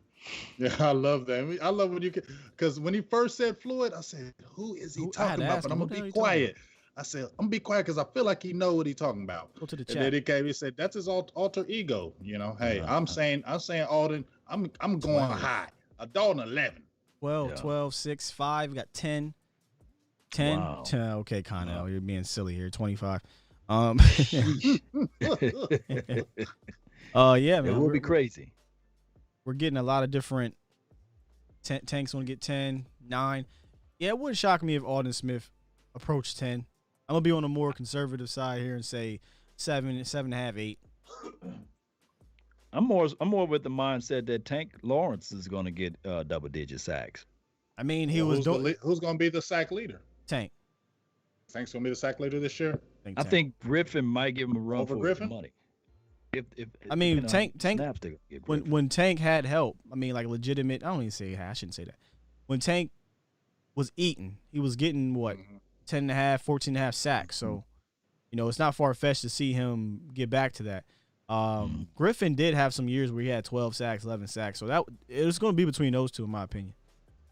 I'm gonna keep it real. Whoever Alden Smith's barber is, need to work on that, dog. Yeah, that haircut is not good. Like, give me the Roman noodle specials at the top. Yeah, make everything else the beige. Yeah, that's the David Irvin special. We need a highlight. Irvin was fresh. Yo, that's so crazy. Walking Lean 2020. I literally was gonna say it looked like Wesley Snipes in that movie, and I couldn't remember. And he said Demolition Man. Wesley Snipes and Demolition Man. Yep, that's exactly what it looked like. Yes, indeed. Shout out to Rue Glock for going over to the Dallas Cowboys main. What up, Rue? Shout out, Rue Glock. Rue Glock. Yeah. There you go again, showing. With 4, Tank with 14. That ain't bad. A Nye with 5. Nye with 5. Oh, Nye, man. I just can't see my guy getting too much time. Am I wrong for that? Y'all? Like we got designated pass rusher, dog. Right, but here's a nugget. Mm-hmm. Randy Gregory just dropped a tweet today. Ooh. That said, reinstatement going as planned, and he kind of laughed at his advisor, whoever you want to call that guy, for not helping him, but he said it's going as planned. So, with that said, Alden Smith, Marcus Lawrence, Everson Griffin, Randy Gregory, Jalen Smith. Those guys are all going to be likely in front of Bradley and Nye when it comes to talent and when it comes to tick probably. Now, you could argue Anae's got the nod over Randy Gregory because he's been in camp. But let's just be real. When Randy Gregory get his feet up on him, it's going to be hard, man. It's going to be hard to see Anae get some tick. But he's also the guy, because he's not getting a lot of reps and you don't see him. He's the guy, Sky, that you can throw in on a third down and say, just go rush this guy. He can get the sneaky snacks, though. But I'm saying, like, are you putting him in over Gregory? No. What I'm saying, let's say Gregory's not back. Let's just say, because we were talking about, let's say who we got here right now. He's not going to probably get a lot of time, like you said, but he's the type of guy that you can say, all right, we got a package right here, a third down. We're just going to send him as a designated pass rusher. And since you aren't seeing a lot of tape on him, he could be the sneaky guy to get the 3 to 4 So then sacks, are you taking Jalen off the field for him? Yeah, I mean, that's what I'm saying. It's really like you got to put your best players out there. We like Anae. We want to see him play, but when you sit down and you eliminate the fan, right? I want to see Anae play. Are you taking Jalen off unless he's hurt or tired? No. Are you taking Everson Griffin off unless he's hurt or tired? Are you taking Alden Smith off unless he's hurt or tired? And I can't. I just can't. And DA is sitting there like Dorrance Armstrong, sitting there like, oh, you forgot about me. And the Jackson. If he makes it, because James said, yeah, Joe Jackson and DA, they in a fight for their life. They in a fight for their life. They showing some little backpedal action. Gone. DT. Gone. I'm gonna still say Anae gets 3 sacks sneaky. Commercial. 3 sneaky sacks this year. That seems fair. I mean, blowouts, right? We kind of anticipate being up here, but once again, I talked about how I feel like it's gonna be hard to see for him to be on a 46. Remember, you only could do 46 on game day. It's just, and this is a good thing, y'all. This ain't a bad thing. We're not coming out of 9. Doesn't that go up though? Isn't it 48? Because don't they add 2? Because they had the 50 to 55. And you know what? Sosa told me too. I said I'm a screenshot it, so I gotta go find that. But Sosa did tell me the actual number of players on game day. So if it's one up, that could help Anae unless they elect to go longer elsewhere. But I would love to have Anae on a 40, on a 48 or whatever. Keep as many pass rushers. Keep them flowing, man. Because let's just be real, our secondary we're not sure about. So get as many guys you think can get to the quarterback as possible to make it easier on the guys on the back end. Who gonna be your big boys? How many you go with that? On game day, or just mean in general? Hey, you gotta have them in game day, and just in general as well. Woods is our big boy. Poe is our big boy. Who else? Just the total, both tackles, or are you talking about one tex? The one tex. Well, I think they're only going to go with 2 of them in regards to game pure day. one. And probably flex Trish. There you go. They're Tristan, and then they're going to go on some passing downs. You'll see Crawford in there. You'll see Alden in there. You'll see Griffin there. Griffin, because he played defensive tackle. People forget he played defensive tackle a lot at Minnesota too. He played a lot of 3-tech. So I think in total you'll have a defensive tackle, possibly Poe, Gallimore, Woods, and Hill. I think those are your pure DTs that are going to play on game day. Which I think they all have the flexibility, aside from Woods, to slide over to 3. Y'all might be like, what? Poe was too big to play. No. He played a ton of that position in Carolina, so he can do it. Dude is ridiculously athletic for a big guy.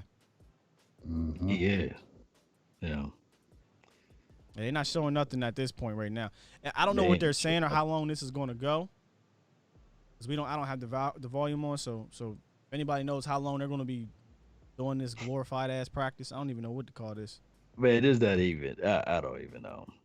I don't know. So my guy David Jenkins says that he heard the Chargers are looking at Earl Thomas now because Derwin James got a meniscus tear.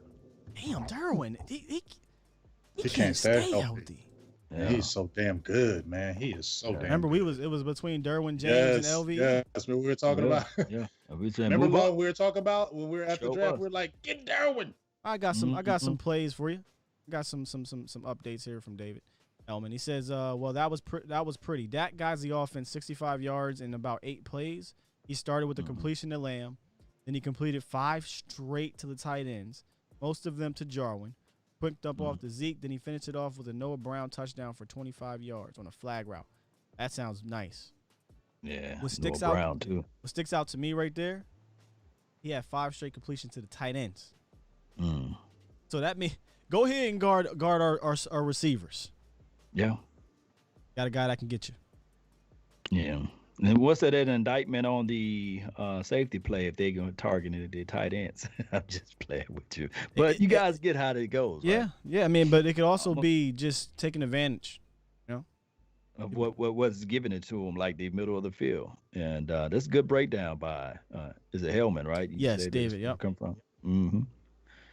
Shoot, he says, I'm going to read some more. He says, sincerely, La'el Collins is so good at getting the early half step that the refs never call. That means he's quick out of stance. He did a lot of that last year, too. I was like, oh, shoot. And then he was like, he was within the whistle. Or within the snap, I meant to say, yeah. Somebody just said something about Francis Bernard. I'm like, anytime they say anything about Francis Bernard, I'm copying and pasting and sending it to my homeboy and say, look, he's making a team. Get him on the hype. Yeah. This is how you know it's bad. The Dallas Cowboys Twitter is accepting Photoshops of people putting numbers on the players. Wow. Come on, Cowboys. Y'all better than that, man. Yeah. I'm just trying to read some of these tweets. Again, like we said earlier, Xavier Woods returned to the sidelines in his sweats and he was smiling and whatnot. So looks good there. Greg Z just missed a 60-yarder wide right. Oh, 60 yards. I mean, I'm just saying. I'm just trying to keep it interesting. He finally missed. I mean, there we go. He finally missed, y'all. Now everybody that was on his case can get back on his case. He missed a 60-yard field goal. Why were you? Well, we got to depend on the 60-yarder. Something going on, It should be end of half type stuff. Yeah. Watch is funny. He said wasting all that bandwidth. You ain't lying. Yeah. Jesse says this scrimmage is a complete waste of time. Yeah. I'm just reading these tweets. Oh, man. I'm just reading these tweets. They're funny. All right, yeah. So Zerline finally missed. Somebody said they're glad he missed. Okay, I mean, look, it gets something to work on, right? It gives them something to work on. They can't show that, though? They couldn't show a field goal kick? Oh, my goodness. Yeah, I know. As if that formation they don't want us to see. Can't see our film. We can't let you know who's out there. This is crazy. Oh my Lunatic said, "Please tell me." Lunatic said, "Please tell me the phone lines will be open." We could open them. Yeah, they ain't gonna be open long, the Lunatic. Something. Let me see. Are we off? This. Yeah, we live, brother. Oh no, my thing was acting we up. We are live. Spectrum ain't shit. Yeah. You are now listening to nothing but the best. Yeah. Did I do it? Did I get it? You got it. You got the growl and the grizzle and everything. This is not on topic, but I just happened to see this. You know that kid James Wiseman coming out of Memphis? Yeah. Yeah. Oh my gosh, that boy is nasty. I seen him do a workout. Oh my God, he was handling the rock like a point guard. Somebody better get him. One second, y'all. I'm about to open this up. I'm going to mute you guys real quick. All right. Just 1 second. We're going to try to get these phone lines open. Let you guys call in and Shango just posted a video that said, "Did y'all see the blue-white scrimmage? Is awesome." So everybody's trolling them right now. They are getting trolled. All right. Well, they can't hear y'all, so I'm just letting you know that right now. Yeah, I got y'all muted. I had to do that so I can get this open without it screwing anything up. So with that being said, you guys are good. Now they can hear you. Oh, we got to click the link, though, right? You send it over to Twitter yeah, I didn't send it just yet. I'm in the process right now. Just give me a second here. We're going to. This is silly, though. I mean, it's ridiculous. False advertisement. And they can unmute themselves. Let's show this. All right, let me get this over to y'all. We're good. We're back. You want us to mute? Yeah, you're going to mute the Zoom the Skype here in a second. Give me 1 second. Send this over to you. Let me go open up these lines and let y'all call in and get your frustrations out because I know y'all frustrated, man. I know y'all are. We are frustrated as well. Oh, y'all want to show the field now. Coming up, the 88s. Don't care about the 88s right now. I want to see some plays. They pandered and pandered and pandered, man. All right, did you guys get it? Not yet. Let me go ahead and go back out. What's that? In the Twitter machine. The Twitter. On the 20. Go Twitter. Go Twitter. So with 2 weeks away, do we think we'll see any trades? I see here somebody said something about a KMT said they're trying to. Oh, you're talking about basketball. Yeah, we're talking about basketball. Sorry. And they're talking about damn basketball. Now you've been catfished. Okay, so Over did here, you send the link, Scott? Because I don't have it. I don't have a link either. Yeah. Oh, it didn't work. It failed to send. Hold on. Mm-hmm. Like I know I ain't tripping. Oh, there it goes. Yeah, you're good now. Let me go. Y'all can just come. Y'all can come right in. Mute our what's name, right? Yeah. What we muting our Your Zoom? Skype. No, that shouldn't. That's still open. That's been muted. Yeah, do the Skype. In fact, I'm getting out of this damn Zoom. Now I think about it. There's no point for me to have this open. So tell me am I getting out of Skype or Zoom? Do I stay in both of those? You ain't getting out of nothing, dog. You're just muting. Okay. You're just muting your what's it called? Skype. Mute my Skype. Okay. Mm-hmm.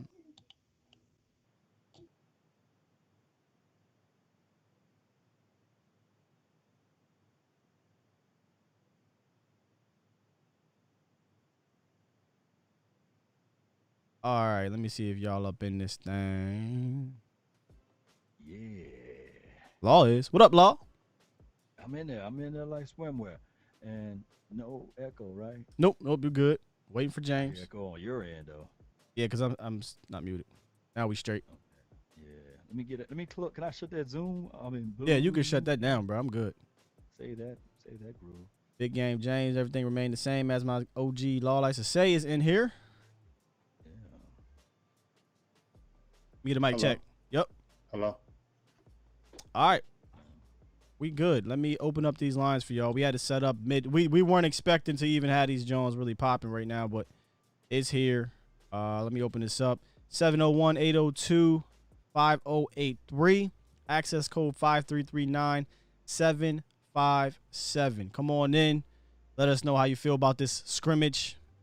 This beautiful, wonderful scrimmage where we're seeing all the great highlights of visors. Chewing of the gum. And Michael Irvin. It's been the Michael Irvin show. Yeah, come on in. I know Lunatic wanted to get up in here. Yeah, here. All right, we're good. Yep, we're back. Everything is good. Appreciate you guys sticking around through this as we navigate, as we kind of ad-lib here on this show. But y'all know how we do, man. We roll with the punches here, man. We ain't never been scared to roll with the punches. And look, they already rolling up in here. So let's go ahead, man. Let's just kick it right off with 757. 757, what it is, what it do. You are on the line.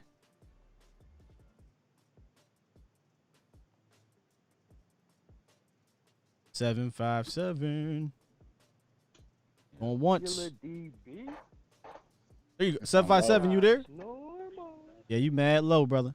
You sound low. So low. He came in with some energy though. Yeah. Mic check. Yeah, your joint is low. Let me come back to you. I think that was Dak attack. Let me come back to you. 434. What it is? What it do? What's up, guys? It's 434 Coach. How y'all doing? What's up? Oh, okay. From the chat. What's going on, man? Appreciate the donation. How you guys doing, man? Law's my boy. We talk just about every time we lose a game, which seems like we talk quite a bit. Hey, so I was joking with Law last year. I didn't know what we was going to do if we didn't have anything to blame on Jason Garrett. Can we still blame it on him this year if we have some problems? Oh, absolutely not. You got a free pass. So, look, we're gonna have problems too. Hey, I agree with that. So, well, one of the problems I'm gonna bring up, and I know I see a lot of people saying no on Earl Thomas, right? But my question is, have we not seen any movement out of Donovan? I mean, Wilson. I mean, is he not? I mean, I thought we would see a jump.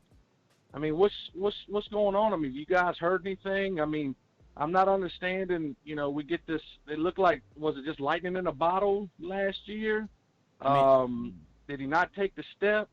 I mean, and I'll say this to end of that, you know, that little question. I mean, if Earl Thomas comes at the right price, I mean, don't you at least have to kick the tires? Yes. I'm emphatically, yes. You know how we feel, but about Donovan, I think what we have to realize here, and listen, we haven't heard much about Donovan, but we have to realize he was a 6th-round pick. Like, we all, as Cowboy fans, we want to root for that guy, right? We want to root for that young guy to step in, that story, you know. But not everybody is Xavier Woods, where they can be a 6th-round pick and turn into a starter. So maybe just Donovan Wilson just isn't that guy. Because we definitely have not heard. I mean, Law, James, have you guys heard anything from Donovan Wilson? Yeah, I mean, I heard in the very beginning how he was turning up. He intercepted a pass. He was breaking up, and then they said he kind of tapered off. But they said he looks more like the free safety. But like you said, Sky, he's a 6th-round pick. And just like we've heard from Brian Broaddus, he doesn't have those sponsors from the last regime. So he might be finding uphill battle. But my thing is, we've been talking about depth, and I just don't want to give up on a second-year guy that quickly. No, don't cut him, but yeah. You know what I'm saying? Well, so, I'll say this.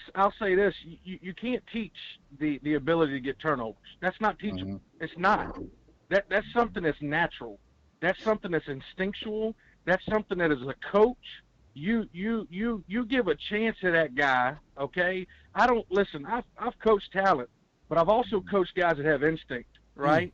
And if you can somehow meld that instinct with already having just a little bit of talent, it's more than lightning in a bottle. I mean, I'm telling you, man. Real. I think sometimes the problem is, and we saw it with Garrett, right? And I think we're seeing it. Don't get me wrong. I think Tristan Hill's got his problems, right?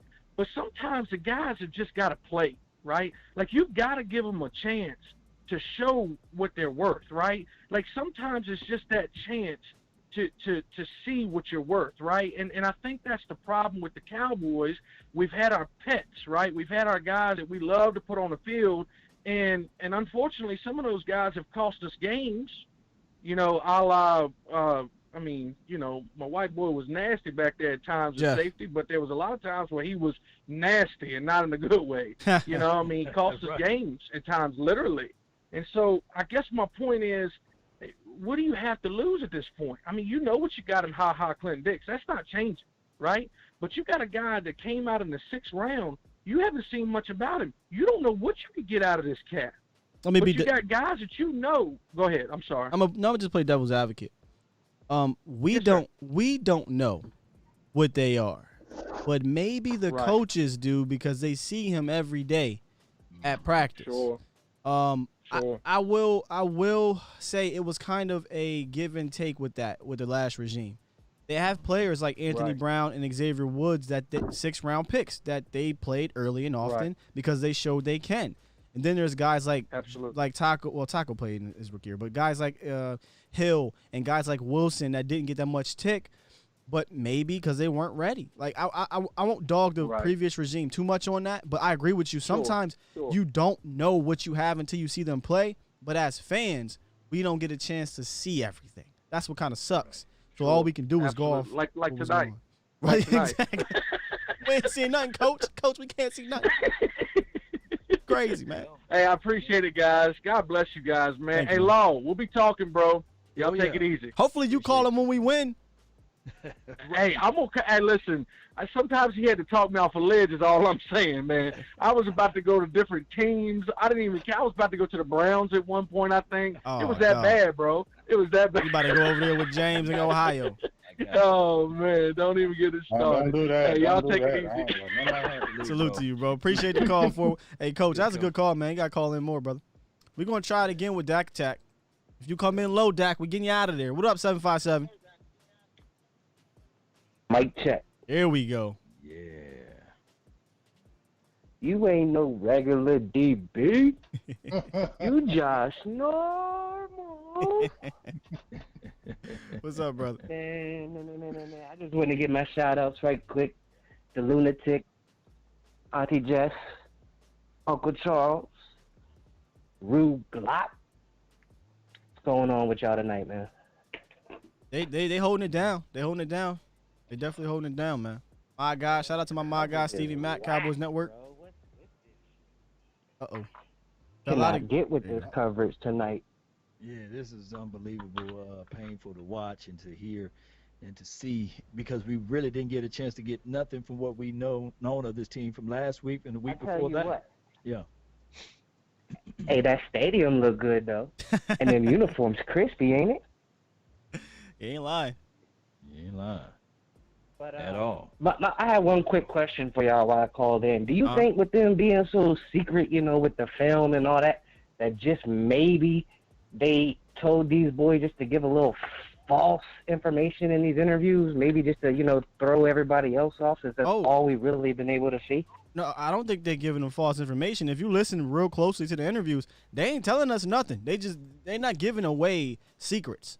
They're just saying, hey, dog, it's going to be a more complicated defense. Right.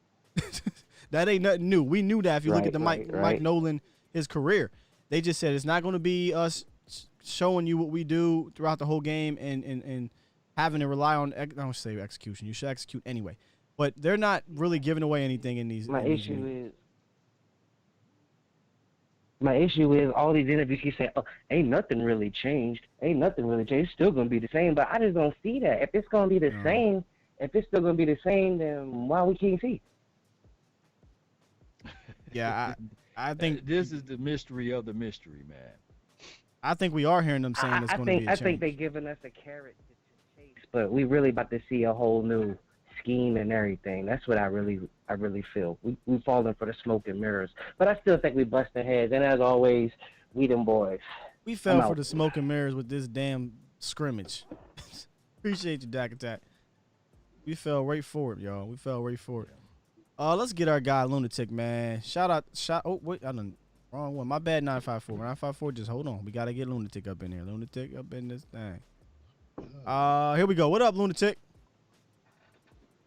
Mis hermanos, buenas noches. How are the triplets? How are the triplets? I love it. We holding it down. Yeah, I'm loving that too. Law, but Skywalker. What's up, bro? While Law reads what's on his cap, change my graphic. Powered by Cowboys Network. You want to know? Look that boy up. The Cowboys Network. Where's my graphic at? I got you. Hold on. Where you at? I gotta find it. Hey, let me quote something written over 2,500 years ago. This was written over 2,500 years ago. Let your plans be dark and impenetrable. And when you move, fall like a thunderbolt. That was written by Sun Tzu in The Art of War. Art of War, that's my next book. 2,500 years ago. And Mike McCarthy proved tonight to everybody, football is war. You keep it dark, and when you move, you fall like a thunderbolt. What did they give Cowboys Nation tonight? Not much. But then again, what did they give Sean McVay and the Rams? What did they give Quinn and the Falcons? What did they give Carroll and the Sears Chickens? Nothing. They gave them nothing. I ain't never seen for somebody. 10 years. Yeah. For 10 years, JG has not had the clout or the balls to tell Jared, you market him, but I will take care of on the field. Mike McCarthy showed him the ring and said, you want to win? I will take you there with Dak, and this is how we do it. Attention to details. Wow. I was excited about tonight. I wanted to listen to the late night hype, get their point. You know what? I am in the stratosphere now for this year because I know we have the coaching. He proved it tonight again. You know, he proved it tonight again. Cram. Hey, Real G's moving silence. Real. I've never seen someone so excited to see visors and jerseys. But damn it, Lunatic done got me hyped. You right. You absolutely right. And that's the thing. You know, when you eliminate the fan part of you wanting to see that and you look at the actual, gamesmanship, this was absolutely the right move. It was. Excellent point. Not even Belichick's drone got any footage because he cheats on everybody because he never knows when he's going to play him. Yeah. Not even Sure, he's Belichick spying on the got Bengals. anything on this. Yeah. Exactly. Quick start, and we're going to go. A couple of quick questions, though, I had for you. Yeah. I was listening to, shout out to West Coast Cowboy. He brought up some points. Let me, the top 4 passing offenses last year. The top 4 passing offenses. Guess what they had in common? They didn't make the playoffs. Yeah, we know that one. Yeah. Exactly. The top 4 rushing offenses.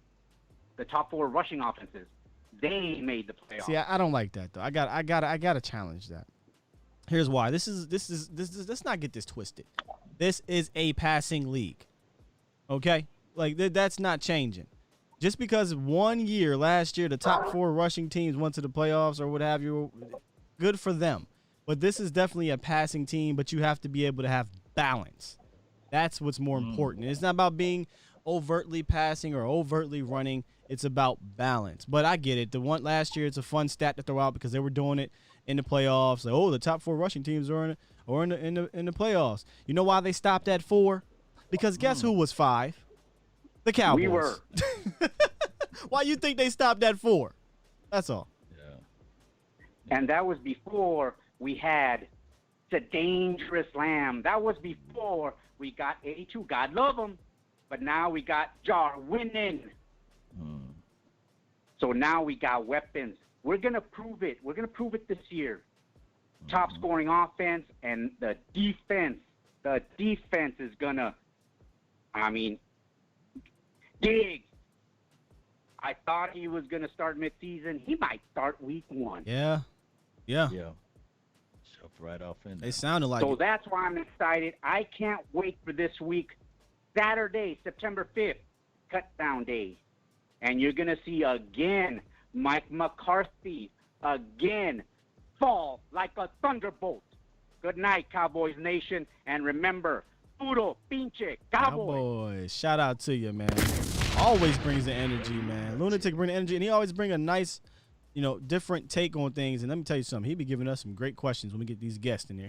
Before you go into that, go ahead. I just got to give a quick shout out to Floyd and also Ruglock for going over there to the Dallas Cowboys main website. I closed it. Look, and actually pulling some of the people because they closed the Scrimmage. Is it done? And pulled them over to our page, so that's why we got a spike and all. Yeah, we got numbers. a spike. I definitely saw that. I really appreciate it.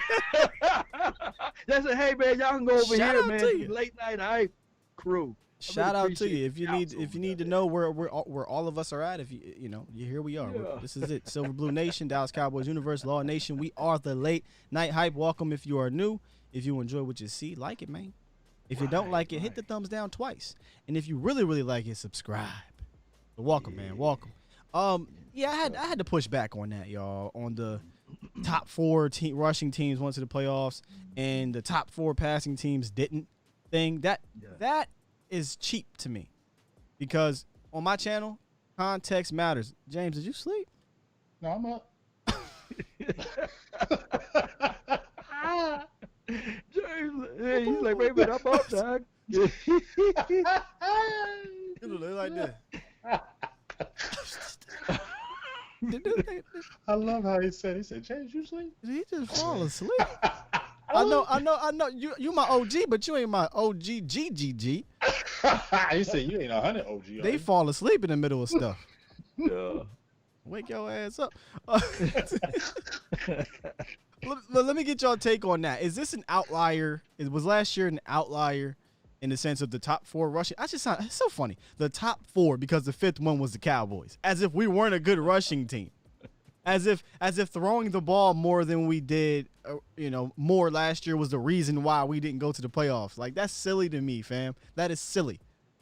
Man, those type of stats without context, like you said, will always mislead a lot of people, man. And when you really look at the games, you can really go back and forward and say, okay, really, if the coaching staff did this or if the team collectively done that, then we would have won a few games. Even if you're talking about the aficionados, if they wouldn't even having their hands in the mix, we would have won the game. So we can look. We got a real coach in now, and I love the lunatic points about, like, look, we finna see some real football stuff. So that's just all I have to say and put in on that. Yeah, and that's not a pushback on lunatic. That's a pushback on the media that pushed that perception last year because it fit the narrative at that point in time. Football is, come on, it's a passing league now. We know this. Yeah, and just to echo what you're saying, Scott, just like the old saying, the Cowboys didn't beat a playoff winning team, just like the Saints game. Well, if you don't call that fumble that was not a fumble on Ezekiel Elliott, then the game could have been changed, Or if you don't call those two blatant non-pass interference on Amari Cooper, that game could have changed. So many things can happen and sway a game. Indeed. Let's get another one in here. 954, you are back. 954. What it do? Hey, what's up, Late Night Hype? How y'all doing tonight? Hey, man, we swung it, right? We got through that, whatever you want to call that, man, but we here. No, well, you know what? I enjoyed the Late Night Hype version of the blue and white scrimmage. Thank you, man. I enjoyed that part.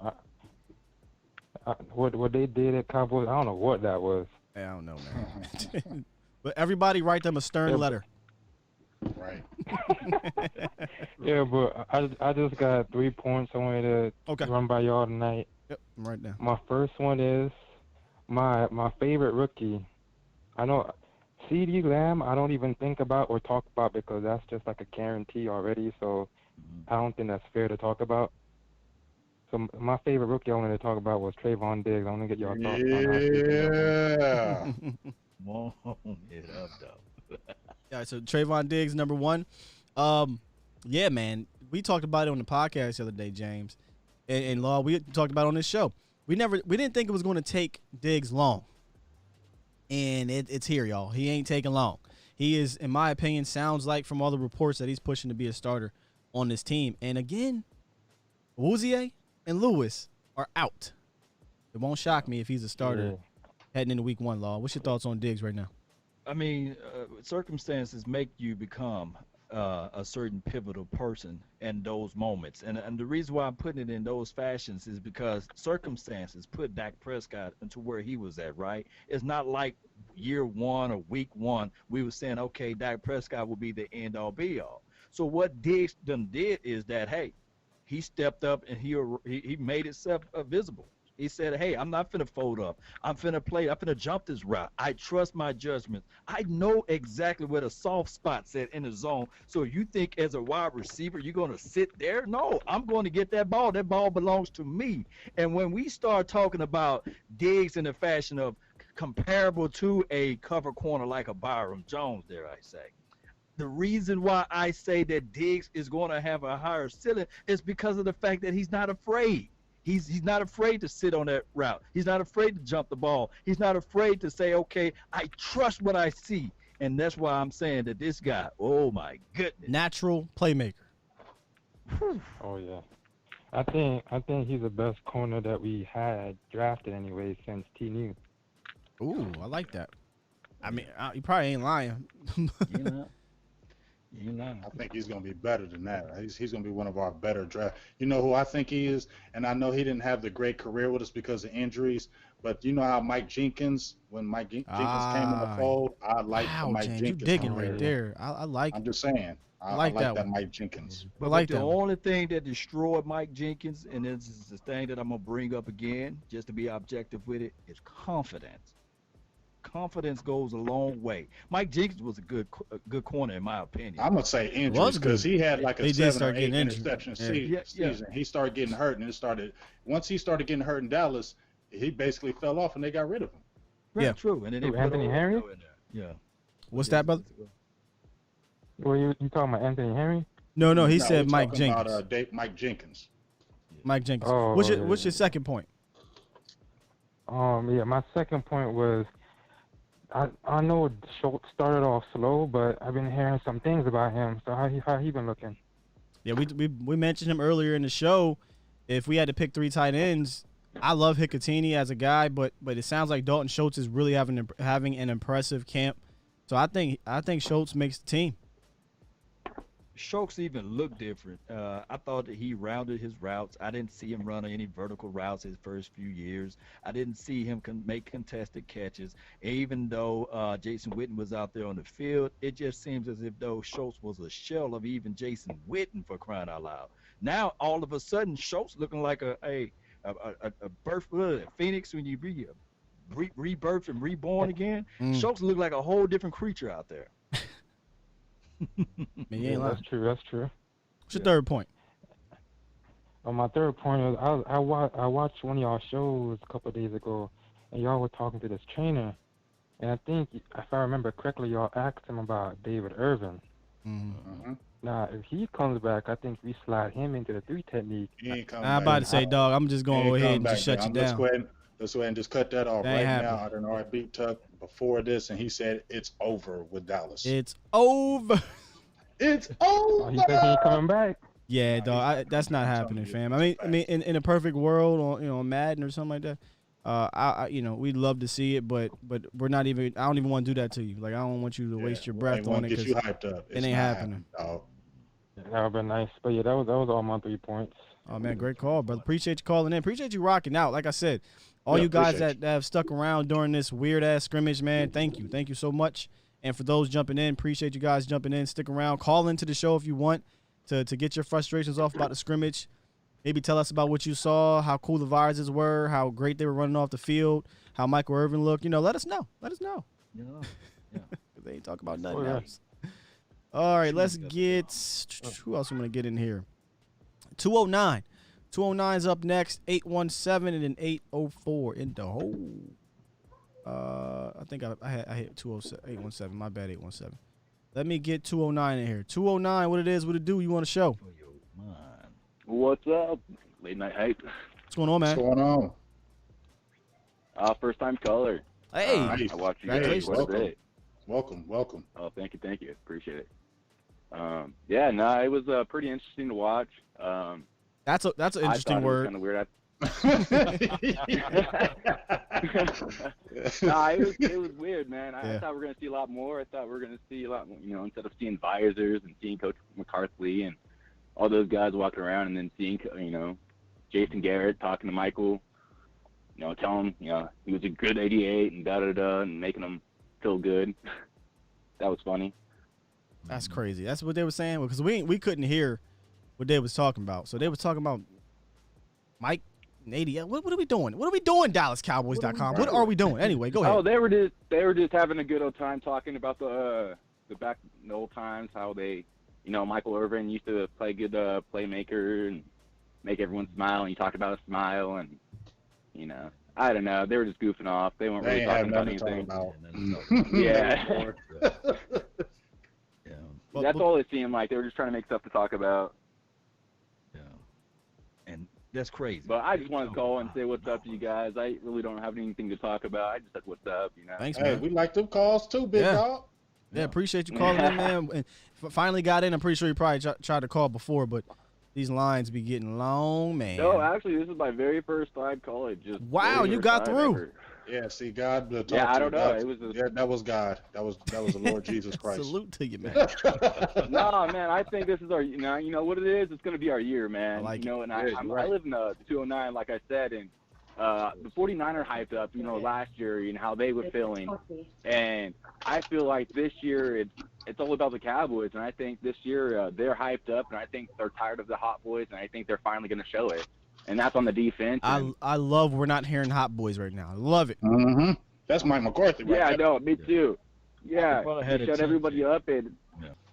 Love it. We don't see none of those hats, no logos, no T-shirts, no water. No, it's the whole Belichick idea. It's the whole Belichick thing. And you showed up, you do what I say, and you let's keep it Cowboys, way. Appreciate you, 209. Let's keep all the self-promotion out of here. Oh, okay, my bad. Later, you guys. No, not you. Not not you. you. He's saying the Hot Boys. The Hot Boy, not you. 209 still there? Oh, No, damn. man. No worries, yeah. Oh, there you go. Yeah, Okay. yeah. I was about to get in the feed and say 209 talking about the sorry. Hot Boys. He's saying keep that self-promotion out of here. But Yeah. But we're saying- nah. yeah, we're saying thanks for the call, though. Brother. Appreciate you. All right, fam. Oh, Appreciate you're you. welcome, man. You guys have a good one. Thanks, too. man. I was gonna have to get back in the feed. Like, I'm sorry, man. I ain't mean you. I ain't really tell you about that. Hey, we do. All last year, me and James was like, we don't care about the Hot Boys. We just want to see the Cowboys. You know, Right. That click clack But shout out to- Cowboys. Cowboys. We do got some nuggets that came out of this. Mike McCarthy said Cooper is fine because they asked about him. He said they were just limiting his practice snaps to work in the younger wide receivers. So he's good to when go. final cut day is. That's what I want to know. Mm-hmm. He's good to go. And it's crazy because we saw that CeeDee Lamb was getting a veteran day the other day. That's crazy. Right. So Mike McCarthy was asked about the injury suffered tonight from Xavier Woods and Ventel Bryant. Both exams seem to be not of high concern. That is good. That is good. All right, let's get 817 in here. What's up, 817? Hello. What's up, 817? How you doing, man? Welcome to the show. How you doing? I'm doing good. What's on your mind from that scrimmage? I'm just really, really hyped up. You know, like I saw a bunch of jerseys without numbers on them. I saw a bunch of visors. Saw a bunch of really cool cleats on the sideline. That's all we got, man. That's all But we what got. actually did make me look like I was actually kind of excited about was Tristan Hill. He actually looked like he was kind of into it. I didn't really see that a lot last season. I have a question about uniforms. Yeah. I know y'all might not like that, but do you guys want the Cowboys to bring their throwbacks back? Oh, uniforms. I thought you said unicorn. That's what I thought. I said, you Is it talking Matt about Johnson? KP? Matt Johnson and KP. KP? Which one? I want to see the 94 Jones. The 94 uniforms, bring them back. Those are the best uniforms. Yeah, with the stars on the side. Is that the one you're talking yeah. about, Scott? Yeah. Yes. It seems like those uniforms were so wet, we just play better, you know. Give me the Wet. wet uniforms. Wet. Wet and juicy, like Law was saying. Yeah. Wet and nasty. For those that are new to the stream, Law was on a roll. He was on a roll earlier today with his metaphors. We need them blow them back out jerseys. Yeah. So You have a black one? Nah, we ain't got no black ones. Black. I just want to see the 94s. Realistically, I want to see the 94s. Yeah. That's all I had to say. All right, man. Appreciate your call, brother. Yeah. Here's some more. The starter jackets. Y'all ever had this 94 Oh yeah, starter jacket? I had the Charlotte Hornets, Chicago Bulls for basketball ones, and Cowboys, of course. We could wear too many of those starters. You was getting jacked at school. I'm just keeping it real, y'all. Here's some nuggets. They asked Coach McCarthy about Noah Brown. He says, "I don't think there's been a practice where he hasn't jumped out and made a play." So He liked those he's big on the team. boys, though. I think with that's Noah Brown's on the team, y'all. So what he did was he said, "Hey, Ventel, why don't you fake this injury so we can keep you on this team, but we're gonna move Noah Brown in that spot."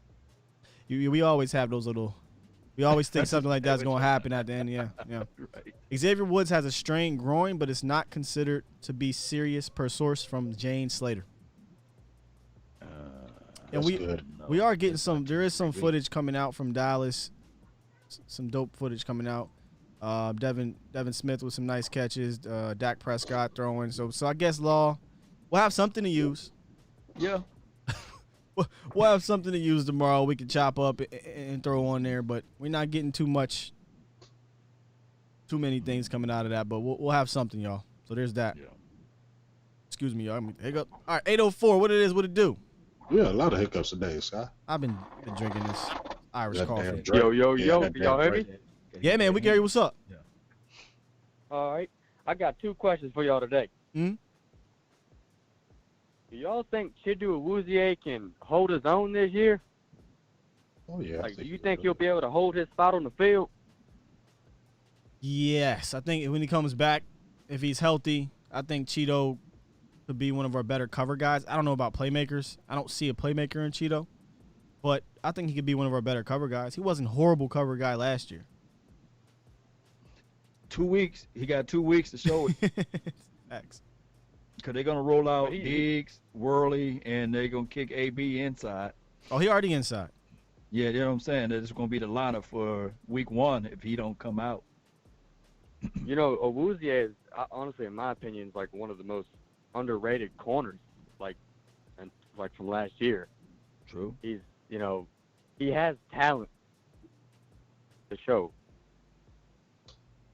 He definitely has talent. He was used, I think, wrongly last year, but again, just make more plays on the ball. Yeah. That's the most frustrating thing about him. He doesn't have horrible coverage, but he has to make more plays on the ball. He's got speed though. Oh, we know Can't that. lie about that. We seen got speed. We seen him jump down Saquon Barkley's neck. Right. Yeah. And I got one more question. It's not about the scrimmage. Is that all right? Oh yeah, man. Listen, this is for y'all. This is y'all calling line. All right. Besides Deion Sanders, what cornerback do you think was one of the best on the Cowboys besides Deion Sanders? In the history? Everson Walls. Everson Walls. My dog. Well, not in history, just like in your general opinion. Like, you know. I mean, if it was a Deion, I would go Everson Walls. I mean, so are we going back? You want us to go back, or you just any year? I mean, we could talk just about any corner that, like, you know, you think was one of the most. I mean, we could talk about the obvious, right? Like you said, Walls, right? You brought up one earlier I thought doesn't get enough credit, man, and that's Terrence Newman. Yeah. I think Terrence Newman had a hell of a career in general, and definitely with the Cowboys. Right, exactly. He was playing till he's like 40. Yeah, so I'm gonna go with Terrence Williams. I don't think he gets enough credit. What about Morris Claiborne? He was pretty good. Oh gosh, no. No, he wasn't. Morris Claiborne was the bomb, man. What are you talking about? What? He was the bomb, boy. Bro, I'm telling you, they about to flame you in these comments. They are about to flame you. Oh, dog, you about to get flamed. Going good until you started with that one. Rest in peace to your mentions, as they would say. Yeah. Shout out to him, though. He got him a ring, though, right? Yeah, he got him a ring. Claiborne. Yeah. He's on the Chiefs. He's on the Chiefs now, isn't he? Yeah. Yes, he's on the Jerry Chiefs. Wayne would say Claiborne. I'm just gonna go ahead and say no. Question. Mo Claiborne, no. But go ahead. One last question. What do y'all think about Andy Dalton? Do you think he'll be a good backup for Dak? Yes, I think Andy Dalton's a top 5 backup in the league. Yeah. Right. Dak hasn't had an Andy Dalton in that room since Mark Sanchez left. Yeah, you're right. We lost Cooper Rush, didn't we? Yeah, good. Cooper Rush. How you doing, guys? Oh, yeah, he's over there with Jason. All right, man. Appreciate the call, brother. All right. Ooh, he said Mo Claiborne. He was not going to get – look, they already roasted. I told you, they're going to roast you in these comments. Yeah, don't do that. They going to get you. They going to get you, man. So, yeah, they're bringing in some footage over here on Dallas's thing. Oh, that's what they're going to do, huh? Yeah, they're being greedy. Greedy. That's so deep. greedy. You know, that's so dang. Dallas Cowboys, y'all wrong for that, fam. Like, y'all really is dead wrong. Dead wrong. We could have just saved all of their time and just jumped on here at 8. Save all this, chop, and give us like a good solid 10 minutes of legitimate clips, and I could live with that. We ain't got to waste our time. Mm-hmm. Don't waste our time over here, man. So y'all forgot about Kevin Smith. Shout out to Bahama Boys. He says Bahama scrimmage was whack. The scrimmage was whack. Y'all great. Just wanted to say hi. Y'all are the ones that inspired me to start my own podcast. Oh man, listen. There you go. That's what we like. Every time we hear something like that, you know that really it's humbling. You know, it's really humbling to know that because I don't view myself as anything. You know what I mean? So to hear that is kind of it's crazy, man. But shout out to you. Good luck on your journey because it is a journey, and good luck on your grind. And hope to see you at the top, man. Shout out for him for admitting it, though. Admitting what? Right. Oh, yeah. You read between the lines. I see where we go. Yeah, I know, right? Thanks for the real. Yeah, yeah. Noah Brown's gonna make this team. I just want to jump on the Noah Brown thing right quick. Man, Noah Brown is just we've been talking about it. He's frustrated me for the last few years. I'm like, why do we keep on keeping this kid on the roster? But I heard he had a really good catch today, and he's been showing out. So I just saw it. Basically, the skills ain't went nowhere. It's just been the health. It's, when we talk about certain players, like we've been waiting to see him get healthy. Maybe not even the health, James. Maybe the opportunity too. True. But health has been killing them though. Yeah, I mean, But my thing is with the last regime is that they would take that paintbrush and paint you into a corner and say that's what you are. In my head. Mm-hmm. See, man, you got the same brain waves. And now we're seeing that these guys can do other things. I can only imagine, I hate to bring this up, I can only imagine what a Rico Gathers would have done under this administration. But let's go ahead. Yeah, don't start. Because we know McCarthy loved those kind of tight ends. But yeah, man, Rico, I just think they put Rico. Here we go. Noah Brown, they put him, they pigeonholed him. They cornered him. It's interchangeable, fam. It's what it is. Mm-hmm. They told him this is what you are. Rico, they said, we want you to become more of a blocker. So all off season, his regime his regiments was to gain weight. Well, I will say this: Rico didn't click in Cleveland either. No. And currently he's not on the team. He still had that weight. He still had that pounds. I just think he was a super project, dog. You turned a basketball player and played football to 7th grade, and you trying to make him, and it sounded like it wasn't that he didn't have the athletic ability. He just didn't have the IQ. He couldn't pick shit up. Yeah, and Kayvon Frazier just gave that man a bad taste in his mouth. Ronnie said, shout out to Ronnie. Yeah. Ronnie said, what y'all think about Reggie Robinson moving to safety? Or I don't know if it's full-time, but he's getting those reps at safety. I think it's expected. I think one of the draft show, we talked about it, right? Mm-hmm. Yeah, I think it's expected. We talked about that. And Lindquist came out there, and I'm cool. My thing is, like, they've all said, look, you don't come in this system thinking that this is your only position. You're going back to what you guys just said about Noah Brown. They basically came here and said, don't be expected to say you're going to stay at this position. You're going to have to learn multiple positions. And it's good for you because guess what? If something comes up, we say he looks at the lineup like, oh, I can't put you in the game because you don't know what you're doing. That's what I like, where they can look at you like, oh, we cross-trained you as safety. Get in here. Boom. I think we might got a VIP on the phone here, man. Uh-oh. Yeah. Fayetteville, North Carolina. Shout out to North Carolina. It's a couple Fayetteville, North Carolinas in here right now. My folks is down there, man. Shout out to you. But is this our guy? 910. What it is, what it do? Down. 9 down. What up, brother? Go ahead, give it to him. Big game. What up, big dog? You feeling like Styles P, huh? Styles P. I see you. Law Nation. What's up, brother? Hello, my brother. The young prodigy. What's going on, brother? What it do, 9 down? I'm sorry we had to watch that debacle today, ladies and gentlemen. Yeah. Fort Jones over here got a lot down like NATO. And I'm running out of patience. It's not a year for no patience. This is Xavier Woods. If you walk into the locker room 2 weeks prior before the season, we got to call number 29. Tomorrow. Give him that cheddar, man.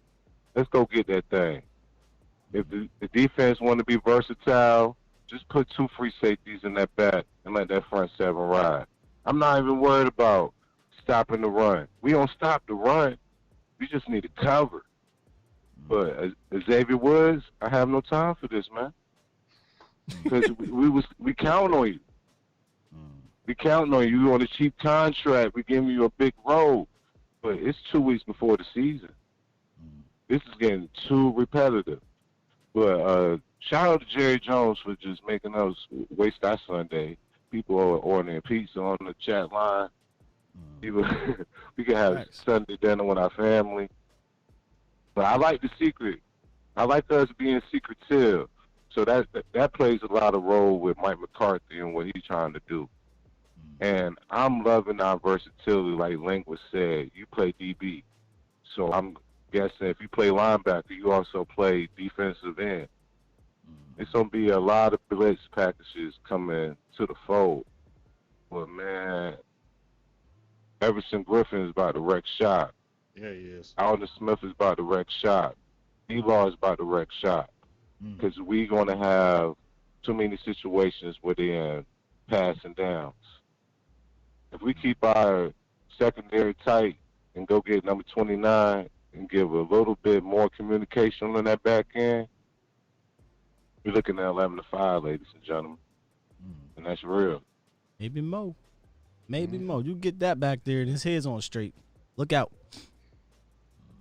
Yeah, it's no patience. The opportunity is here. It's here, because the people we have to deal with in the NFCs, we gotta play Brady or Breeze. They are not mobile. I'm not worried about Jimmy Garoppolo. And if we can get the Packers on the road, we got a shot. We got a shot. I love it. We got a real shot this year. Did you say the Packers on the whole road? NFCs. No, we need to play the Packers home. We cannot go to Green Bay. We can't afford going on the road any time in the playoffs. Why not? Because them refs, they out to get us every year.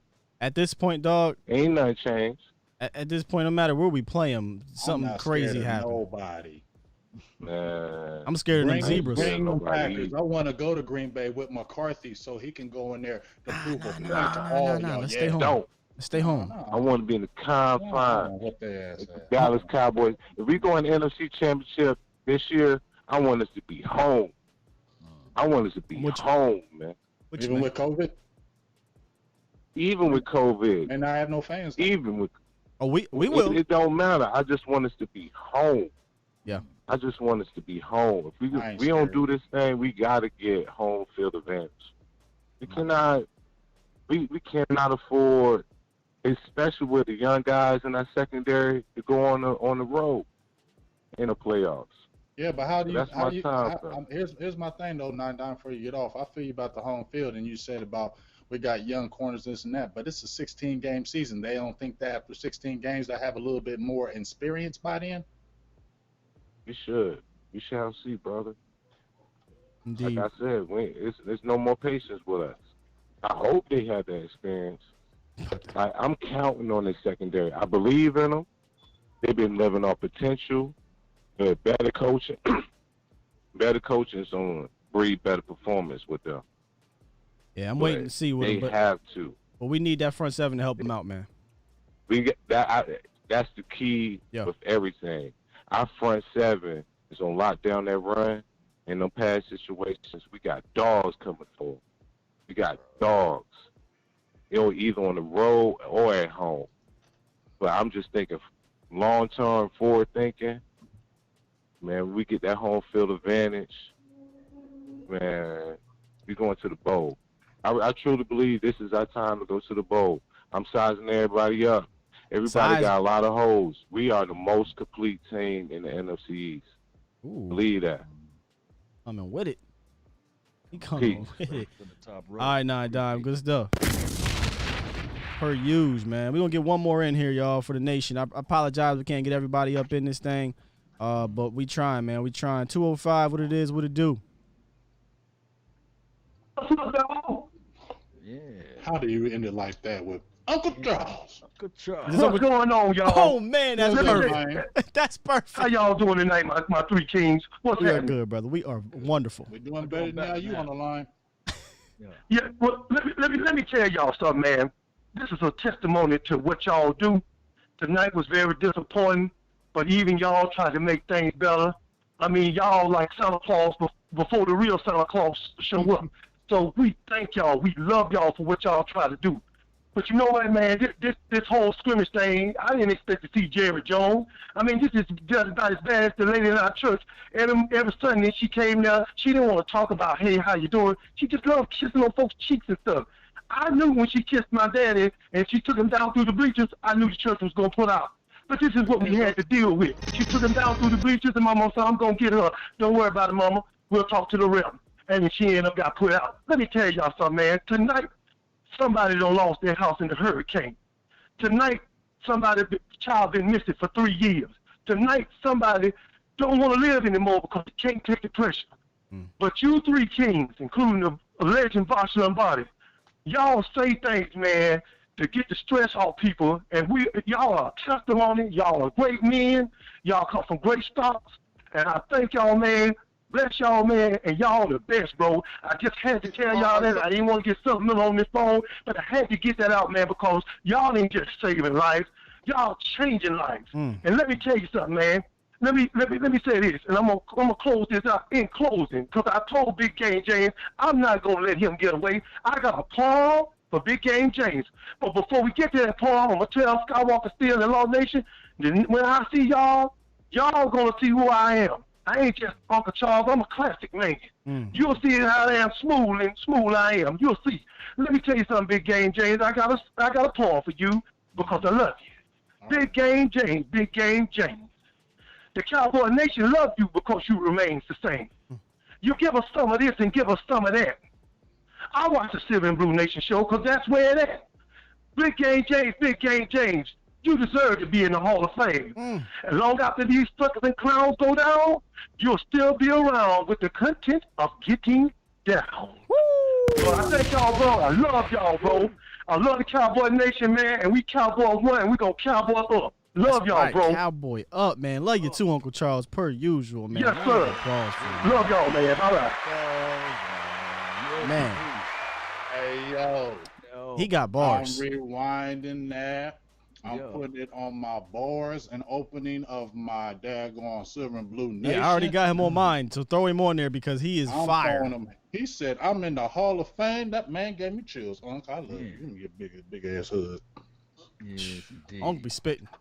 Uncle be spitting. Man. He what's that thing? That boy spit. That boy spit. In closing, you know. In closing.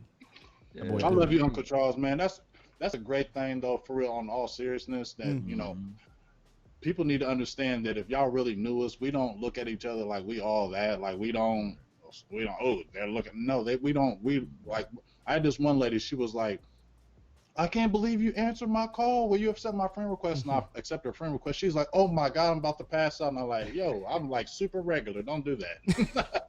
You know what I'm saying? But it makes it's humbling. It's very when people say that about you, because I remember I used to say that to other people, you know, in the media and things like that. So it's just humbling, man. It's really awesome, and I love all you guys for just everything y'all done for all of us in the late night hype, man. It's real humbling. Could not have grown where this has gone without you guys being here every Tuesday, every Sunday, whenever we go. You guys being here, man. We work hard. We grind back here. We, you know, the whole unit, Law, James, me, Cowboys Network, our mods. We grind, but it don't work if y'all ain't here. So yeah, appreciate that, man. We're gonna get up out of here though. So James, that was a great salutations. Law Nation, or on whichever way it is. That way. Law Nation. Go ahead. Well, shout out to everybody, man, who stayed for the full 3 oh hours my gosh, 34 minutes, man. That's just been a world show, man. And we're not going to stop there. We got the big 53-man or 55-man roster prediction show, and we're going to be there giving you guys the unbelievable content. But don't forget to hit that like button, share this content, because sharing is caring. It is. And shout out to all of the people that made the donation to help elevate the nation, man. I really appreciate you guys. Great job donating tonight. Great job. Appreciate the donations. Appreciate the new members, all the new subscribers. If you haven't yet, man, if you really enjoy what you've seen, go ahead and subscribe to our channels, man. We got some great things in store for this season. And again, like the guy said, just thank y'all for being here. This was... we didn't think it was going to be like this. We thought we'd have something to really, really talk about in regards to plays, but they hoodwinked us, but y'all was still here rocking out, man. So, with that said, Tuesday, right? Tuesday, 53-man roster prediction. 55. 50. I'm sorry, 55. 55. Oh, no, 53. I think it's still 53. Is it? I thought it was. They moved it up to 55, not 53. You know what? I'm not even say nothing. I'm gonna wait. I'm gonna go back and read what my man sent me. Go talk to Sosa. Yeah, he said I gotta go see what it was. Tuesday we're gonna rock. We're gonna do that, and then, guys, we're prepping for the Rams. It's finally here. We're gonna be prepping for the Rams after the Tuesday show, and then Saturday we may do an emergency podcast because that's gonna be the cut. I think so. We're gonna talk about that off air, guys. Saturday there's gonna be the cut down day. Maybe we can get on and talk about who made the team. So, and then after that, we are revving up for the Rams, y'all. I cannot wait. I'm excited. The season is almost here, man. So let's do it, man. Let's do it. Let's go. But y'all know how I go. I don't press this button. And if I can't rock like this, we ain't going nowhere. Hey, late night hype. Rock with the nation too. Big Game James, Law Nation, Skywalker still with the new feel, right? Salute to y'all, man. Thank you for rocking out. About to be about this thing Tuesday, 53-man roster. Like, share, subscribe, keep coming back.